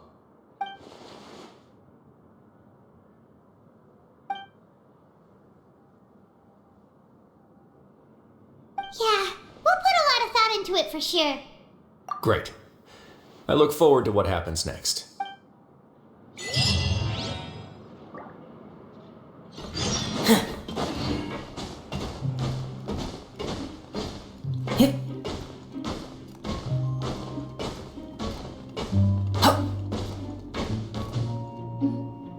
We're back! Welcome back. Do you want a cup of tea? How can you be so much like Risley, always drinking tea? Huh. Actually, now that you mention it, I just remembered something now. While I was sedated, I could still barely hear 2 people talking next to me. They were discussing everything, from the leaves to the water and even the teacups themselves. Must have been Risley and Sijwin. Yeah, I heard 1 male voice and 1 female, so it should have been the 2 of them. They really were just talking about brewing tea. I really can't make sense of this place. So, Traveler, Paimon, Were you able to learn anything from Risley? Yeah, he explained everything. Very well. Then, would you mind checking your answers against my speculations? Yeah, I took the time to rest, so I'm feeling a lot more relaxed now. Nobody else is around, and Miss Sijuin is also busy with something or other, so let's just talk here. All right, then I'll posit my theories. I asked myself 3 questions. Firstly, why was Fremine affected by the primordial seawater? It was because he dove into the sea. My theory is, the long-lost primordial sea is probably very close to the fortress of Meripede. Ooh, he's good.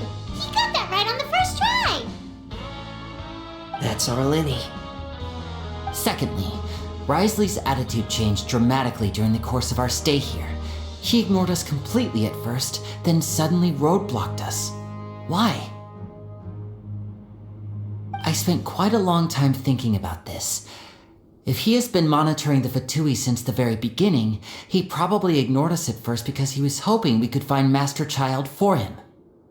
What's more, the Fortress of Meripede is not part of Fontaine's court system, nor does it report to Udex Nervulet. Risley is basically the king of a no-man's land. As long as the fortress doesn't do anything about Master Child's disappearance, Father can use it to pressure the Fontaine authorities. And while the 2 factions are pitted against each other, Risley will be free to move between the parties of interest. If I had to guess, he probably has something that he's working on himself.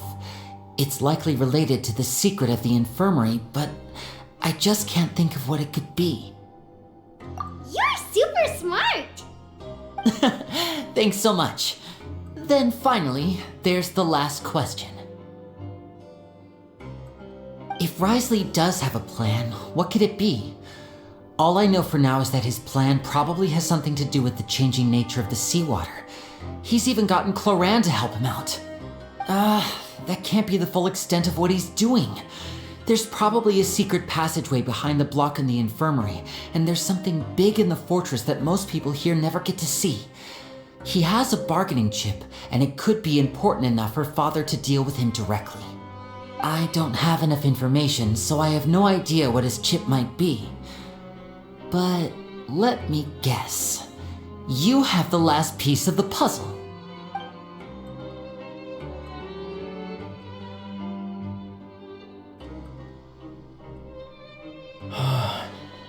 I can't believe it. The sea will engulf everyone, just like the prophecy said. Could Risley have wanted to meet Father to figure out a way to deal with this crisis? If you remember, I once mentioned that Father sees the House of the Hearth as her base of operations, and she truly wants to resolve the crisis. But how could Risley have known that? Or perhaps he didn't know and just wanted to bring Father over to his side, which could be why he said he just wanted to negotiate. Yeah, that makes sense to me. I understand your concerns as well, Traveler. I'll figure out a way to pass this on to our father. No matter what, we're on your side. The 2 of you have already aided us far too much. We probably wouldn't be standing here right now if not for you. If you ever need anything else going forward, please come to the House of the Hearth at any time. Though you may not share the sentiment, after all that we've gone through together, the 3 of us basically see you as family now. You have my gratitude. Thank you for protecting Linny when it really mattered, and thank you for sharing the secrets of the fortress with us. We didn't think you were going to do it. Why are you being so formal all of a sudden?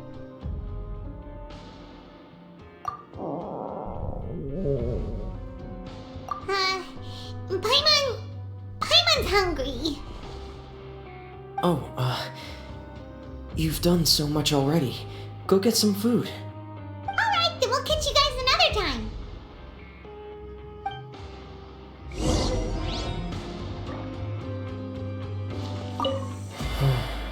I feel like I should try to become someone more capable of helping. You're incredibly helpful. Lenny thinks so too. Yeah, You two are always telling me not to push myself, but aren't you just like that as well?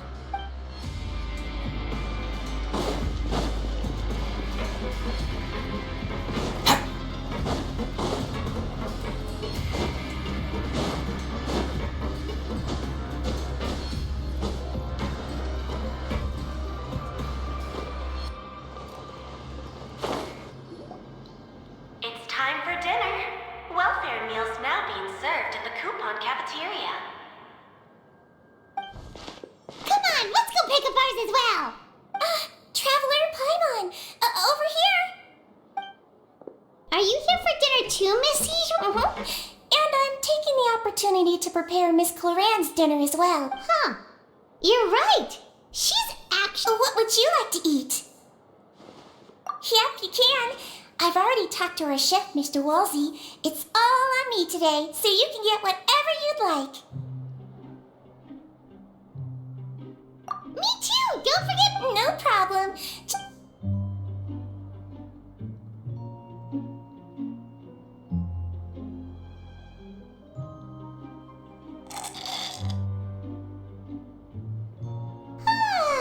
So delicious. Is this how it feels to be freeloaders? Wait a second, we did do plenty of work after all. Feeling full yet? How's the food? Delicious.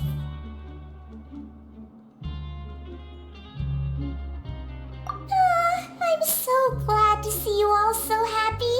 Oh, see, the expression on your face just now? The muscle here just moved, which suggests that you're feeling quite relaxed at Sigewin, do you do this to help your patients or to better understand?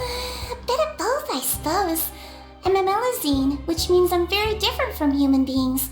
I must know what you're thinking if I want to take... You're really good at taking care of people. Even though you're so short, you... Really? You're reminded of an older sister? Oh, and what did you mean back in Risley's office? When you said that you were protecting... Oh, that. I just asked His Grace to look out for those children, especially that diver boy. I was getting a bit worried after hearing that something was wrong with the water. Thankfully, Clorand is very strong and managed to save him in the nick of time. His Grace also sealed the pipes after Clorand left, to make sure that Linne wouldn't impulsively chase after us. Although the path was blocked, we still stationed some guards there to stop anyone from approaching. They were instructed to only open the door once Miss... Oh, and I was keeping an eye on Mr. Linne as well. We had to press him, but we couldn't allow him to be in any real danger. You were all super considerate and really thought everything... It's just what we do down here at the fortress. At least this has been His Grace's style for as long as he's been the leader. Oh, I really wish Monsieur Nerville would come down here more often too. I feel like he'd like it here, with all the darkness and chaos.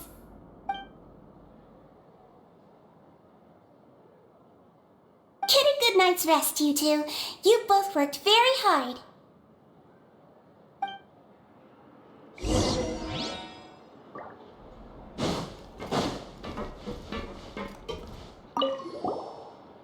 Clorand! Ah, it's you two. How's dinner? It's all right. Miss Sigewin really put... So we heard that Risley invited you to come down to help, and you saved Fremonade too. You sure work super fast. Oh, it was child's play. Still, Paimon didn't know even champion duelists could take on side jobs. Oh, and why aren't you eating with Sigewin and the Duke? Won't you get bored eating by yourself? Miss Sigewin was with you, and the Duke has business of his own. Actually, didn't Navia say that you went out for dinner with her as well? Yeah. First time in a long time. First time in a long time? So you mean you've gone out to dinner with her in the past? In the past, yes. You seem to be enjoying yourselves here. Things will be getting messy at the fortress soon. Don't run around unnecessarily.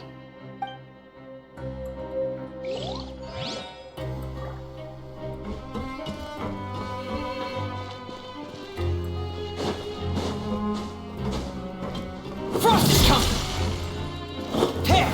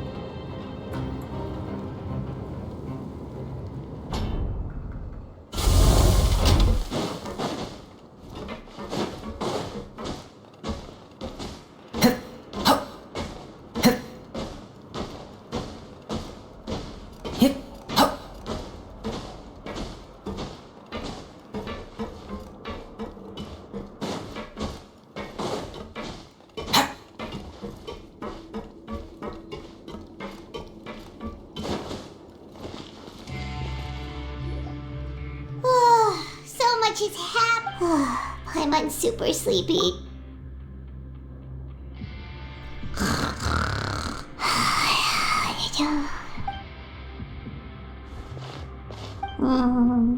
Delicious.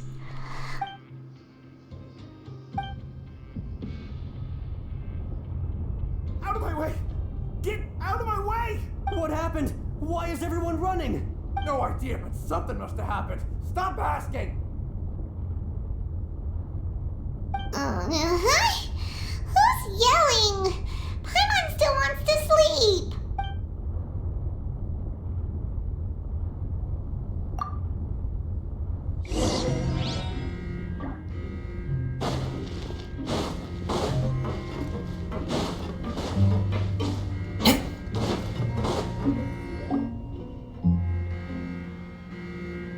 What happened? Why is everyone running around? Hey, what are you doing? No time to explain, mate. Goodbye. Hey, wait! What's wrong with these people? They won't even talk. They're here! Yeah! There you are! Oh, thank goodness! We're still in Lavaroon. Do you know what happened here? We came here especially to inform you. Something seems to have gone terrible. Lavaroon was saying you two are new here and you don't have many friends, so you might slip through the cracks. Haven't you heard all the stories like that? An evacuation is successfully completed, yet you only find out one— Wait, what? You're the one who brought that up? Why is it so— Hey, shut up! Okay, whatever. The point is, you should come with us. Yeah, he said to get as far away as possible, up? Oh no, it can't be that thing! Whoa, wait, what? What? Hey, where are you going? We have to go find the Duke! You two just go and get out! Go on without us! Hey! Be careful! Attention! Please evacuate upwards and outwards, upwards and outwards. If you're already at the topmost layer, then try to move as far outwards as possible.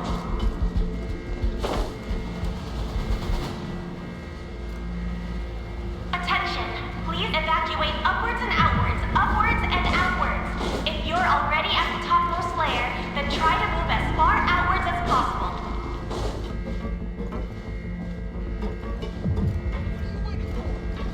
Attention! Please evacuate upwards and outwards, upwards and outwards. If you're already at the topmost layer, then try to move as far outwards as possible.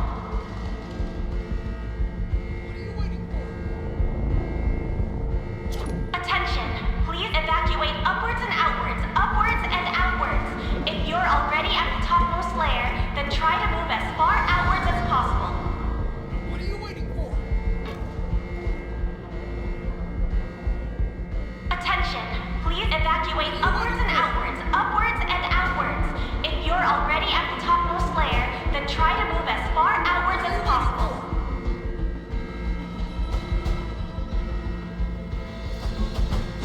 What are you waiting for? His Grace has asked everyone to evacuate outwards as quickly as possible. Attention! Please evacuate upwards and outwards, upwards and outwards. If you're already at the topmost layer, then try to move as far outwards as possible.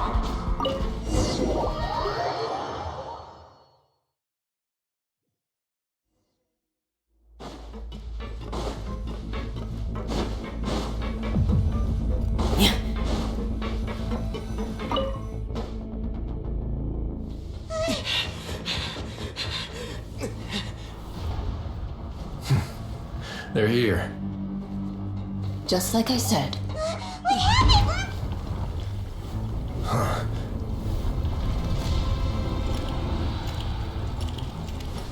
You're just in time.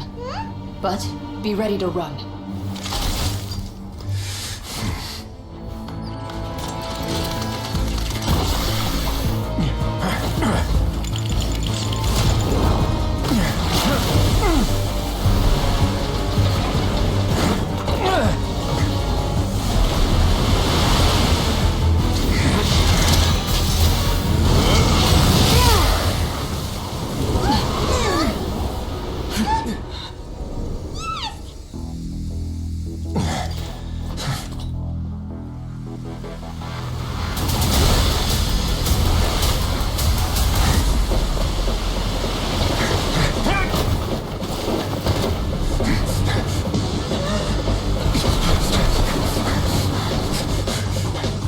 3, 2, 1.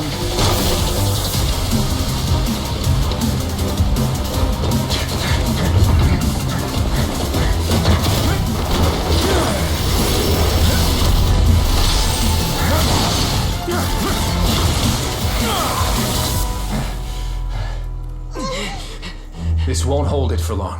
Find Neuvillette. Tell him the defenses are about to collapse. Then what will happen to you? Until he arrives, we're the last line of defense.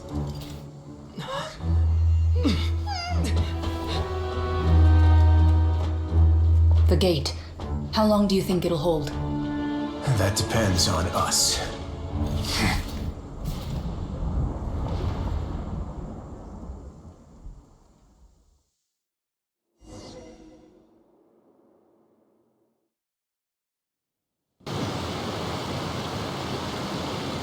Neuvillette, why are you here?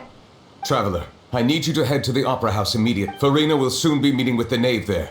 You must protect Farina and make sure she doesn't spend too much time alone with her.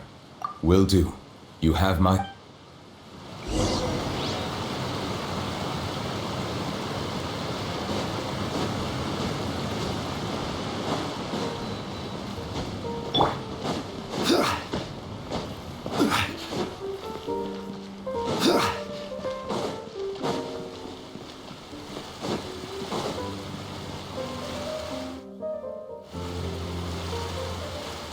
Look, there are a ton of Fatili and Palais Mermonia people over there. The knave is probably here. Are you two the traveler in Paimon? Though I'm sure he has already explained, this should be a mostly cordial conversation, unlikely to give rise to violence. But it would be most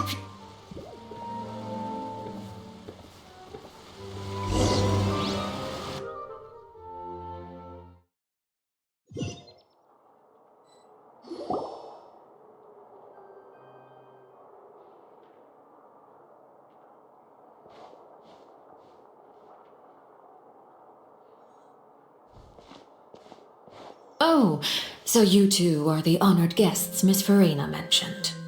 Of course, of course. How could they not attend a meeting such as this?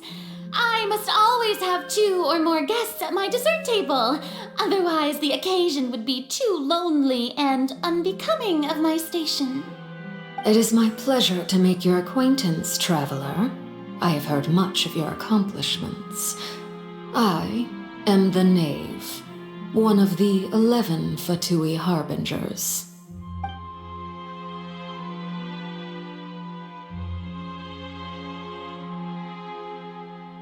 I've already prepared seats for you. Come, sit beside me. Perhaps you two are unaware of how Miss Farina and I do things. You see, we actually recently agreed to get together for tea when we had the time. See this? This is a limited type of confectionery that Miss Farina simply adores. There are only 16 slices sold every day. Here, why don't you and Paimon have a taste?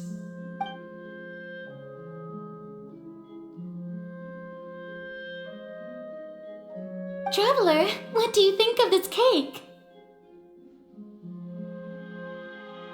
That's good to hear. So what Child said was on the mark after all. You do share a taste in desserts with Farina and I.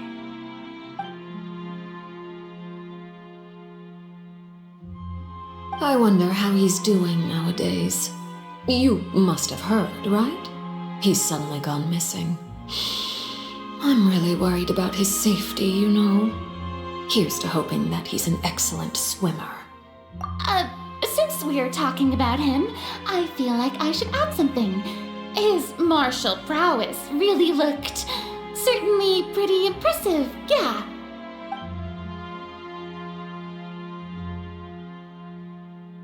Oh, so you're also familiar with his aptitude for fighting, Miss Farina. Oh, right. I almost forgot. Child was subdued by Eudex Neuvillette right in front of you. Against ordinary people, my colleague would never be on the back foot. But alas, he just never imagined he'd run into such a person. I must express my admiration for Monsieur Neuvillette. Coming from you, that's not surprising at all. But I thought you would be happier to hear the news. Of course, but it's still a bit of a shame. You see, I would have been far happier had I received this news somewhat earlier. As you well know, a long time has passed since Child disappeared.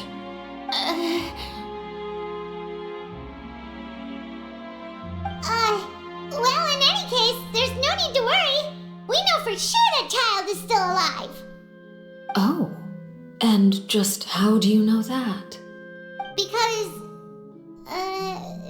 we found evidence that proved he left the Fortress of Meripede. And where did he go after leaving the fortress? Well...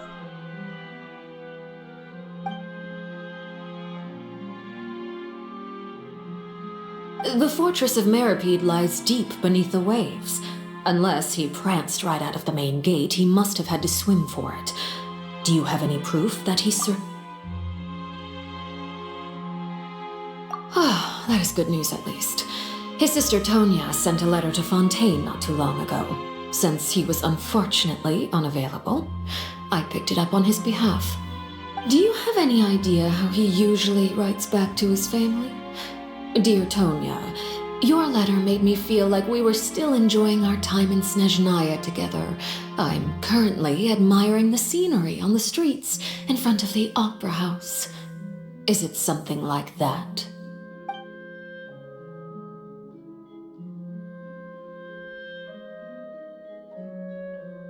All letters tend to follow the same few formats anyway, right? As long as the contents are accurate, it doesn't matter so much how it's written or how it's... Hold on. The water in the teacup is shaking. I suppose this is also a sign of things to come, Miss Farina. Huh? I don't quite understand what you're trying to say.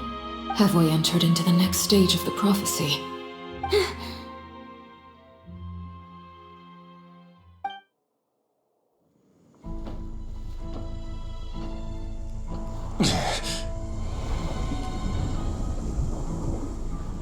My thanks to you both.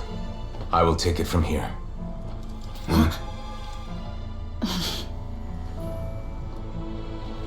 Sure you don't need a hand? Quite sure. Wow. So, what's your secret, huh? Let me guess. Nah, who knows? Maybe it's just your sense of responsibility. Sounds about right.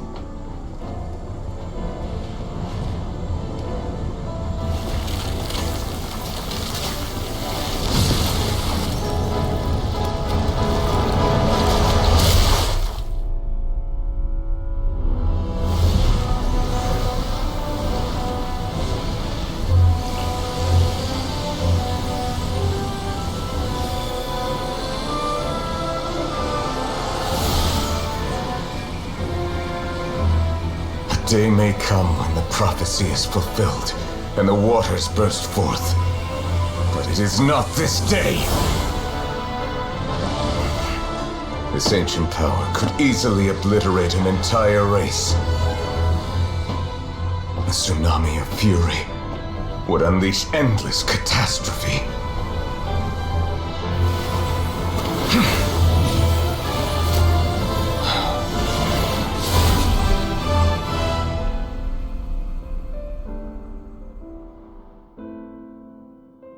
This sentence is too severe.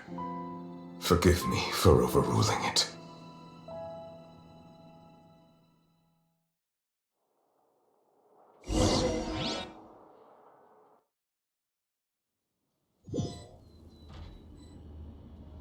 All right.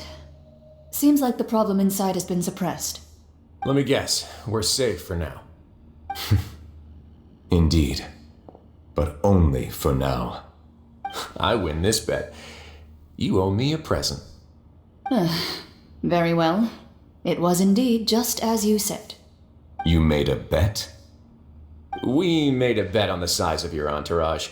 Cloran thought you wouldn't come down by yourself. I figured you would have at least brought a few people along for appearance's sake. It appears I underestimated just how confidential the mission was. Shouldn't you have gotten used to confidential missions by now? That's just how the courts operate. So what gift must the loser give? Tea? He already has tons of tea in his office. I'm thinking about a set of legal codices. That wouldn't happen to be a dig at my lack of legal awareness, would it? Well, I'm sure His Grace doesn't consider the fortress to be outside the law. I was under the impression the residents of a place like this would be uninterested in the legal codices. That was obviously a joke. Anyway, you've still got some unfinished business to attend to in the overworld, correct? No need to stay here if you have a pressing matter. We all know you can't leave Palais Marmonia for long. Thank you. I hope everything went smoothly with the Fatui Harbinger.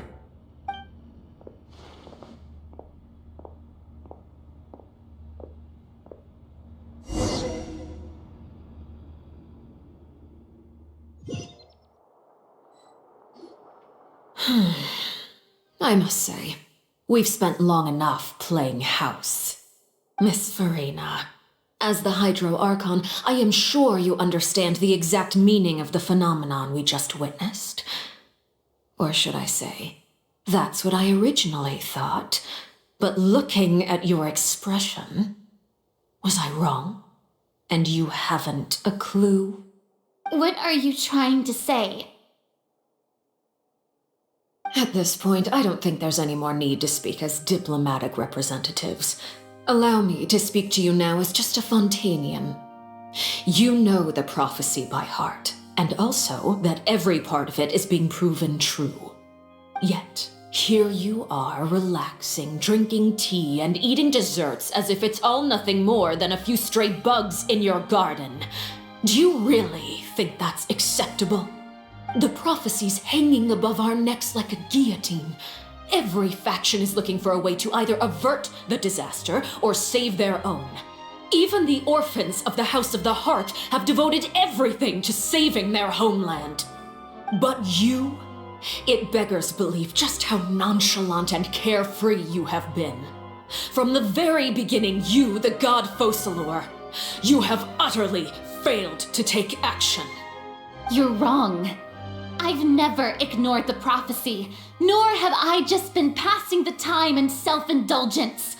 Retract your accusation and stop doubting the wisdom of the gods with such absurd conjectures. I am not alone in my doubts, you know. All the children of Fontaine may be harboring the exact same thoughts right now. Oh, great Hydro Archon. How are you going to save them? Save us? How are the people you've sworn to protect supposed to survive in a land that will soon disappear beneath the waves? I have my ways, and I've been working on them for all this time. Even if you look down upon me, you have no right to judge me. Fontaine will be saved. Even if I still cannot see the true future right now, as long as I continue on as I am, I will be able to hold my head up high.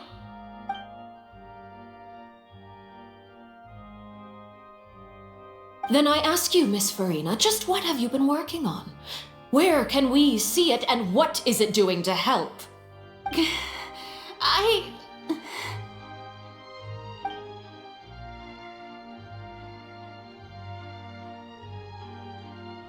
My machinations are just like the prophecy itself. They will only reveal themselves at the fated time. It is just that beings like yourselves are unable to perceive them as of yet. I see. As a god, the proof of your labor always lies beyond prying mortal eyes. Allow me to be so bold as to ask another way. Would it be possible for you to tell us the parts of your plan that are not confidential? Such as your emergency response plan for the impending disaster? An emergency response plan? Oh, that look in your eyes. Have you not even prepared one of those? The emergency response plan is also strictly confidential. Then allow me to jog your memory. Miss Farina, what is the purpose of your Oratrice Mécanique d'Analyse Cardinal? And what do you plan to do with the massive amounts of indemnitium that has accumulated over the years? The Oratrice? It's just like it appears to be. So you also have no idea. If I'm not mistaken, someone's using it to prepare for something. But unfortunately, it would seem that someone is not you, Miss Farina. I first caught wind of this when Linny tried to investigate the Oratrice in the Opera House. You see, even just getting close to the core contaminated him with an extremely large amount of indemnitium. But even if that had nothing to do with you, then what could you possibly be working on, oh great Hydro Archon? Oh, right. I almost forgot. Udex Nouvillette is not at the tea party with us today. Miss Farina, I suppose you must have ordered him away to take care of some troublesome business. Yes, that's exactly right. Please keep it a secret for me. Of course I will. Although, I must say, Miss Farina, you seem quite insecure without the Udex by your side. Oh, very well. Let's stop that conversation here. There are still a few slices of cake left, so please, help yourselves, everyone.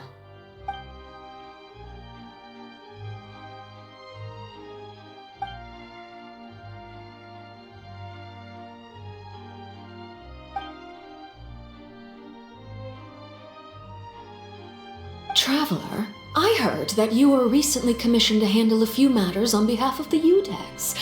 Why don't you take an extra slice of cake? Those who work hard deserve gratitude and praise. You too, Paimon. Thank you. Paimon will take you up on that offer.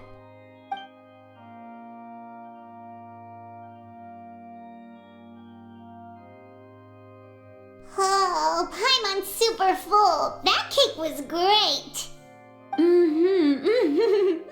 If it's on my tea table, it must be of the highest quality. Yes, and we must thank the knave for bringing these over as well. You're welcome. I'm sure the cake also felt greatly honored to be featured at Miss Farina's table, and I was merely catering to Miss Farina's tastes, seeking a chance to chat over tea. It is getting late. Why don't we call it a day? There are still a few matters that I need to take care of, so I must take my leave now. Very well. We'll end it here. Mind seeing me off, Traveler? We could use the opportunity to discuss Child before I must be on my way. Paimon's coming too!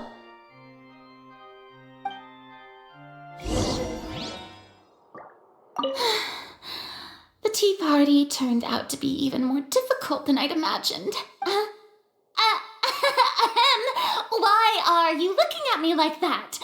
Is something the matter? If there's nothing urgent, then I shall be retiring for now.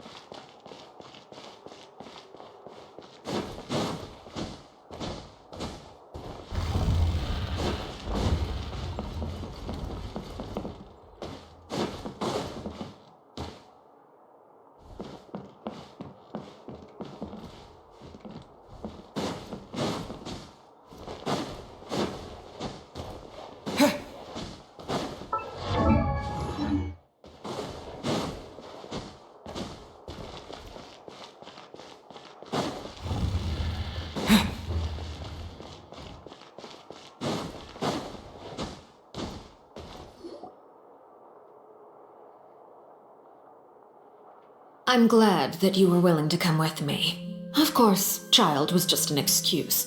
I have no interest in your dealings with him. That's what Paimon thought. You lent your aid to the children of the House of the Hearth. As their father, I would like to express my gratitude. Do I look like an irresponsible father to you? The House of the Hearth is very important to me. You should know that I care deeply about my children. That was all. Formal topics should be discussed in formal settings, and informal topics in informal settings. I know you just returned from the fortress of Meripede. Relax. I have no intention of trying to get anything out of you. Linny, Lynette, and Fremine are still there, and I trust their judgment and abilities. They've all been working very hard and have always done all they can to fight back against anyone who tried to stop them, especially Linny. You mean Ridesley. He's a tricky one to deal with. It's unfortunate that Linny's so eager to prove himself that he can't learn to rely on others, including me. By the way, and you can just consider this a bit of idle gossip, but what's your impression of Furina?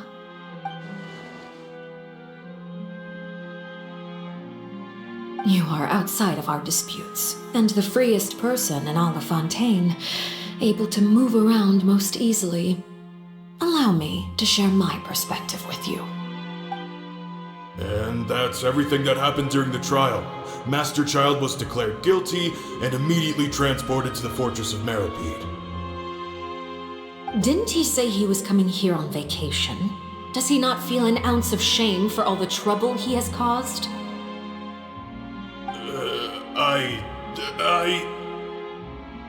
Forget it. He did give us an opportunity. I will be meeting someone shortly. Do you require help with any preparations? No need. I will take care of it myself. I need to meet with Furina, the Hydro Archon. She is at the heart of Fontaine. But what's fascinating about her is that she often seems more like a celebrity than a working Archon. Oh, come over here, you little critter, you!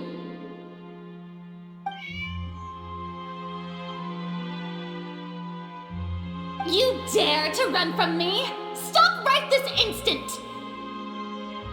My goal is just to discover the location of the Gnosis. But I didn't expect the chance to approach Furina to be handed to me on a silver platter. This is so easy, it's actually making me a bit suspicious. Anything left unguarded is usually just bait. But no one will blame someone for taking the bait. After all, from the moment it was attached to the hook, the bait is meant to be sacrificed. It's just as I guessed in the second before I struck. The Hydronosis is not currently held by the Archon. In fact, this Archon doesn't seem like a god at all. And I sense that she's under some kind of curse. Who are you? And what are you trying to do? Please don't kill me! I'm begging you, please! The fear in her pupils is genuine, so perhaps she's not bait after all. Either way, targeting her has lost all meaning. I left the scene with ease. Nobody came looking for me, and nobody could serve as a witness to my near assassination of Focalor. I suspect even Furina dares not mention this incident to anyone.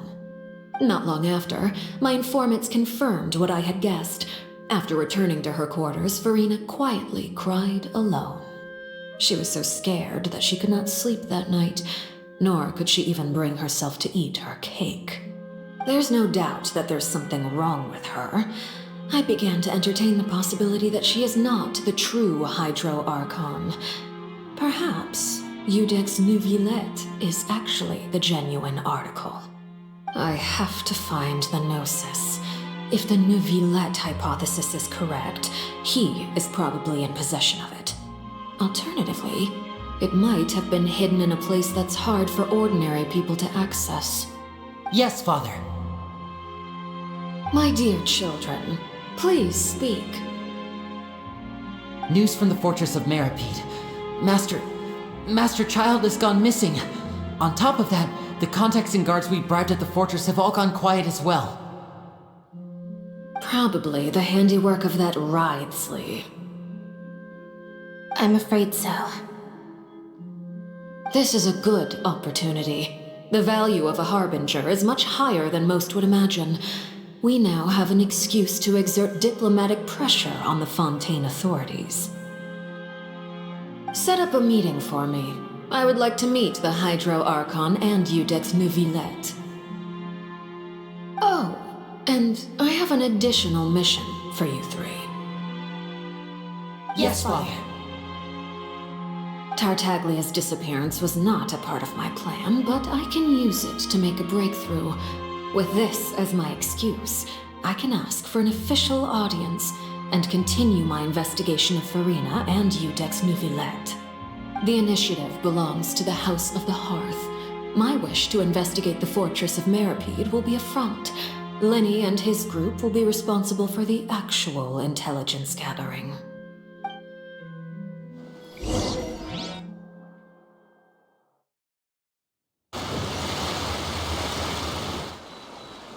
You should know the rest. Lenny's group is quite close to you, so they wouldn't have hidden anything from you. You attacked the Hydro Archon? It wouldn't mean anything, even if you shouted it from the rooftops. After all, even Farina herself is still pretending that nothing of that sort ever happened. Alright then. I've now had 2 chances to enjoy tea with Farina.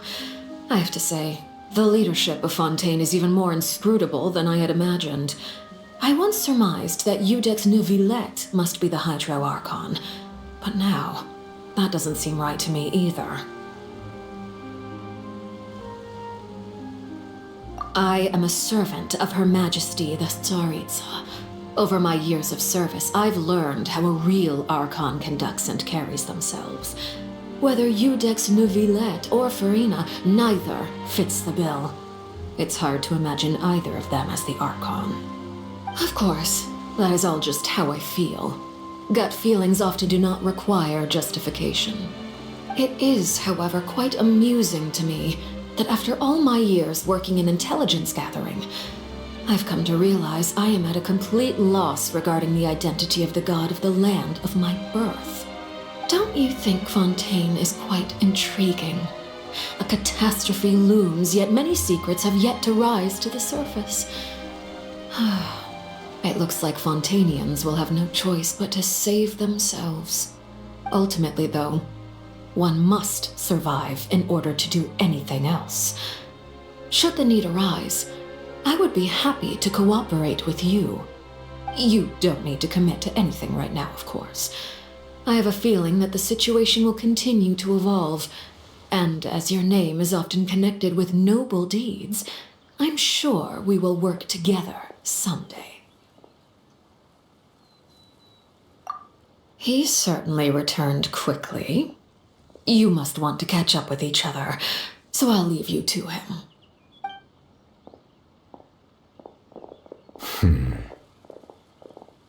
Neuvillette, is it over? For now, yes. But this issue will prove quite thorny in the long term. I am concerned that sooner or later the prophesized events will occur. Thank you for protecting Farina. To put it simply, I used my power to force back the Primordial Sea and reseal the sluice gate.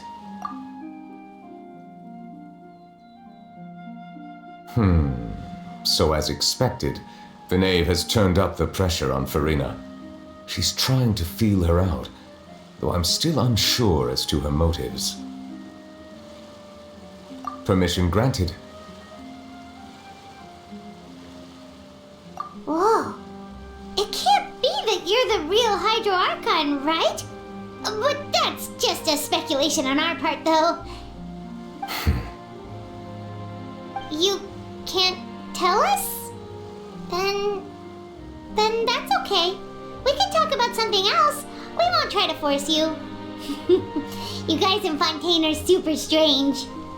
If by the phrase, you guys, you are referring to Farina and I, Then although I'm not sure just what you are trying to imply, I must clarify that I do not share her positions on a multitude of topics. I believe so. The fortress has a long and complex history. It has seen much grief and suffering. And now, another catastrophe will soon be upon us. I mourn this turn of events. Huh? Why is it raining all of a sudden?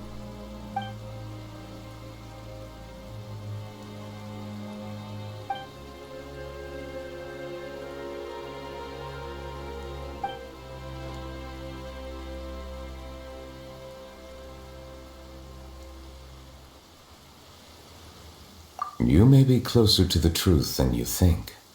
Oh? And what are you thinking? The dragon of... what? Huh? Please do not be so surprised. Farina?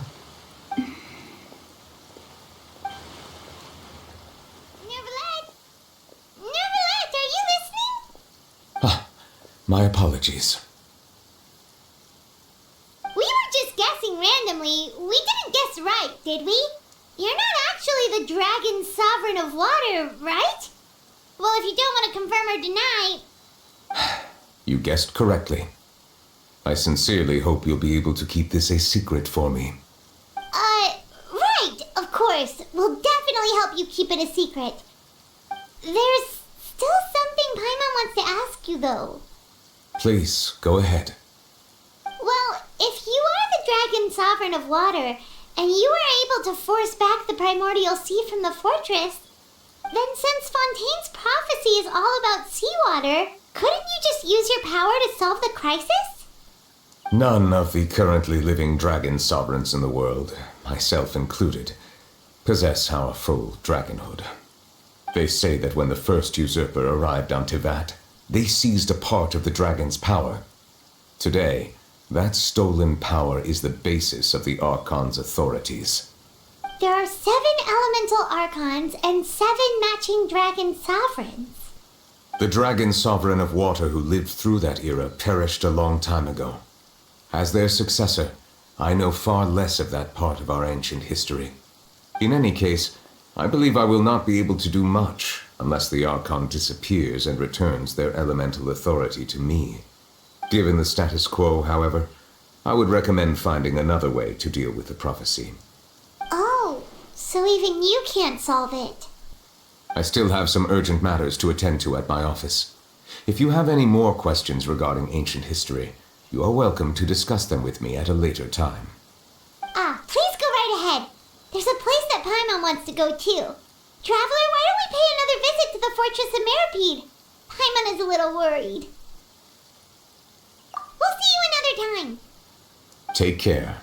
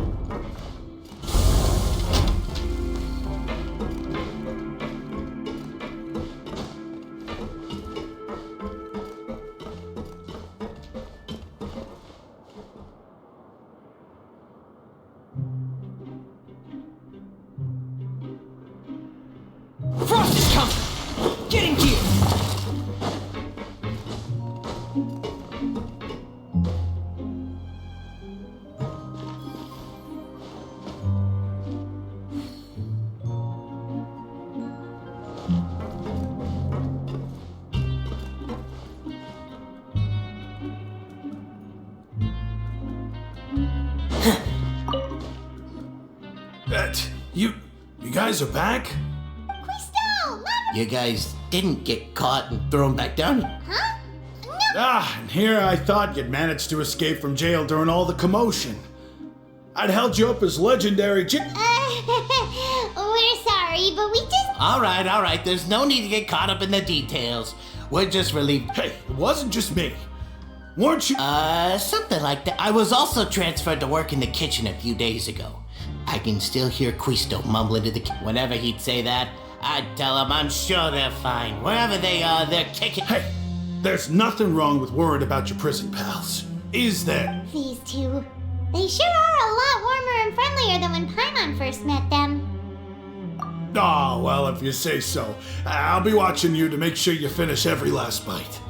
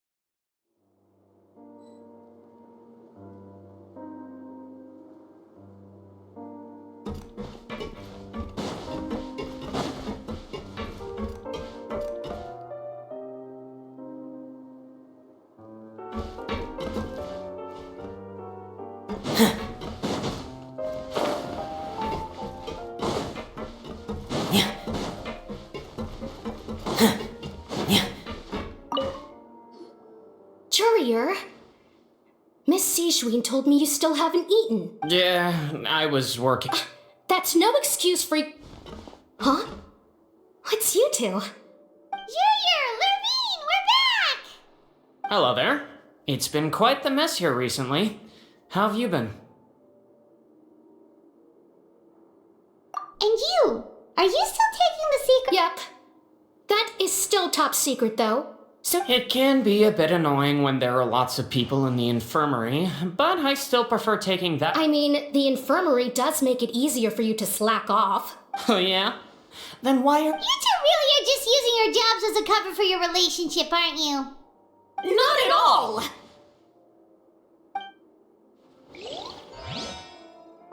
Courier, the rumors about us are literally everywhere. But it's not like I caused them by myself.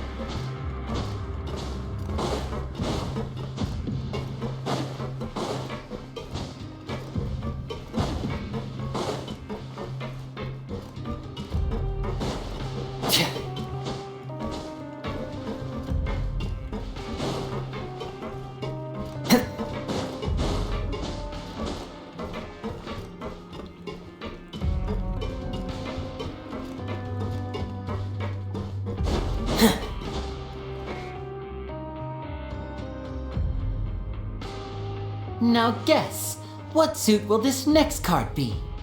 A bare-teeth cat? Well, look who it is. Traveler, Paimon.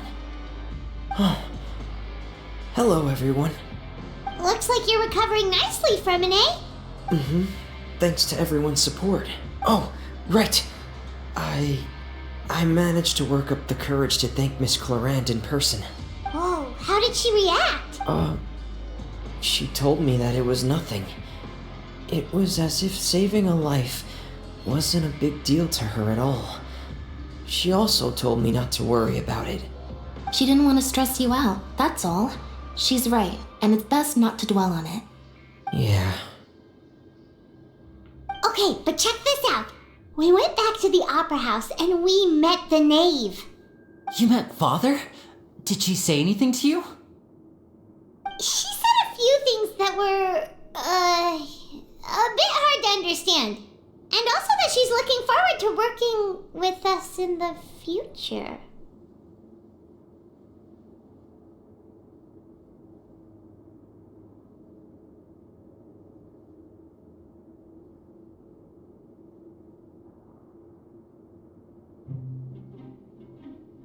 Her attitude towards you is even better than what we'd imagined. That's fantastic. You should believe her. She has her own way of doing things, and she'll do everything in her power to help those she considers close, which now might also include you. Father is very capable and also trustworthy. Oh, Paimon just remembered that she thought Lenny was a bit too proud as well. She said that you should learn how to rely on others sometimes. Got it. That does sound like something that Father would say. Hey! Are you going to stay here for the next few days? Looks like it, yeah. Excellent. I will host a tea party. For real? Then Paimon wants another serving of cake. Another implies that you were already served some delicious cake while you were up there. How lovely. Well, next time, you're going to have tea and snacks with us.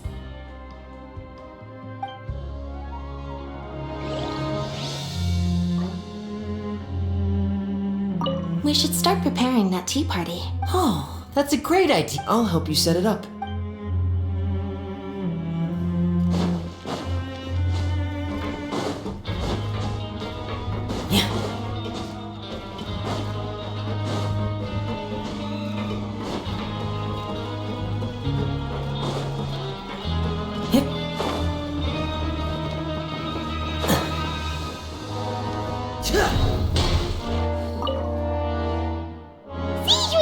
Traveler, Paimon, are you still doing all right?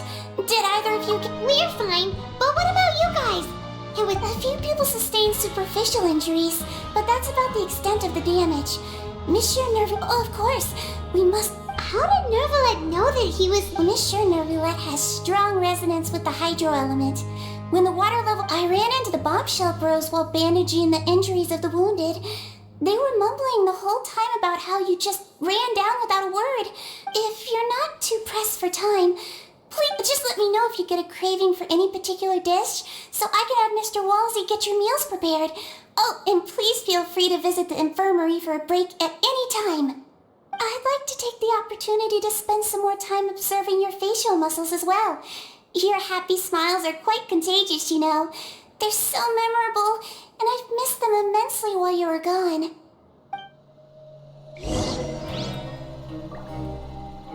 If you can find the time.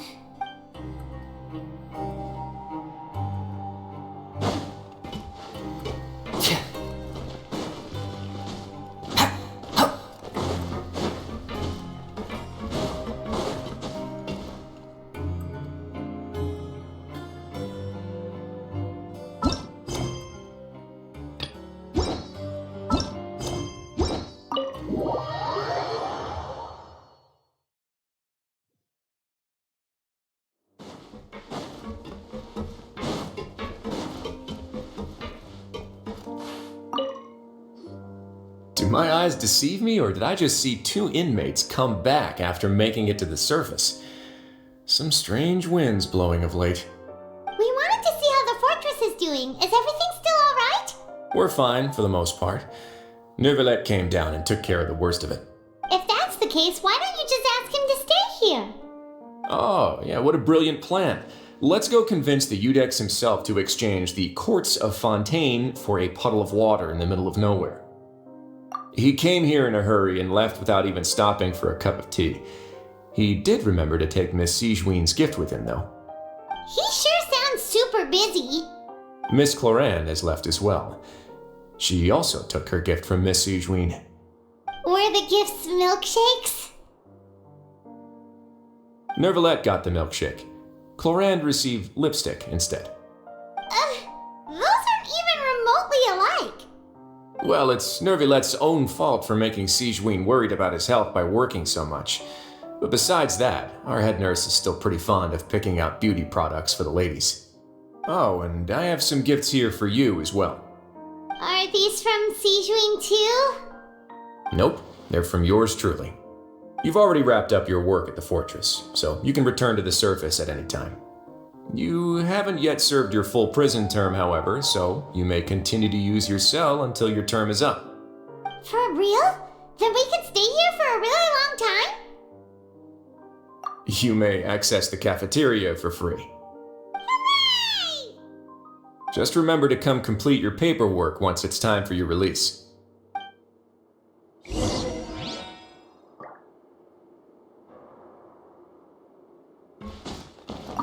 Your file can't be closed until we've completed your paperwork, so don't forget to come find me again when you're done serving your sentence.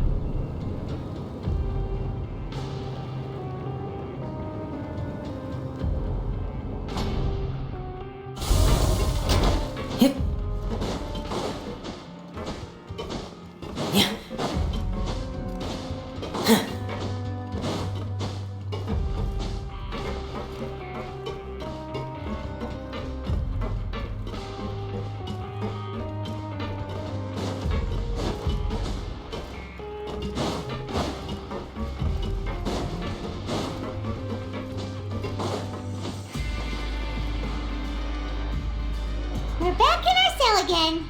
We're no longer prisoners though, so it really doesn't feel the same. Being free should... Huh? How did you know? Hey, that's not true! Alright. It's like we've now gone to so many places together and become friends with there are so many bad things in the world, and we're just two people, but we've still... You're counting Paimon today? Aren't you the only adventurer here? Then let's ask Catherine to give Paimon an adventurer handbook as well. Paimon will also be an adventurer from today. Just our thoughts making Paimon giddy. Paimon's gonna crash, so the last time we fell asleep here, we woke up to a whole mess outside our cell. We should be safe now, right? Alright then, good night to you, traveler.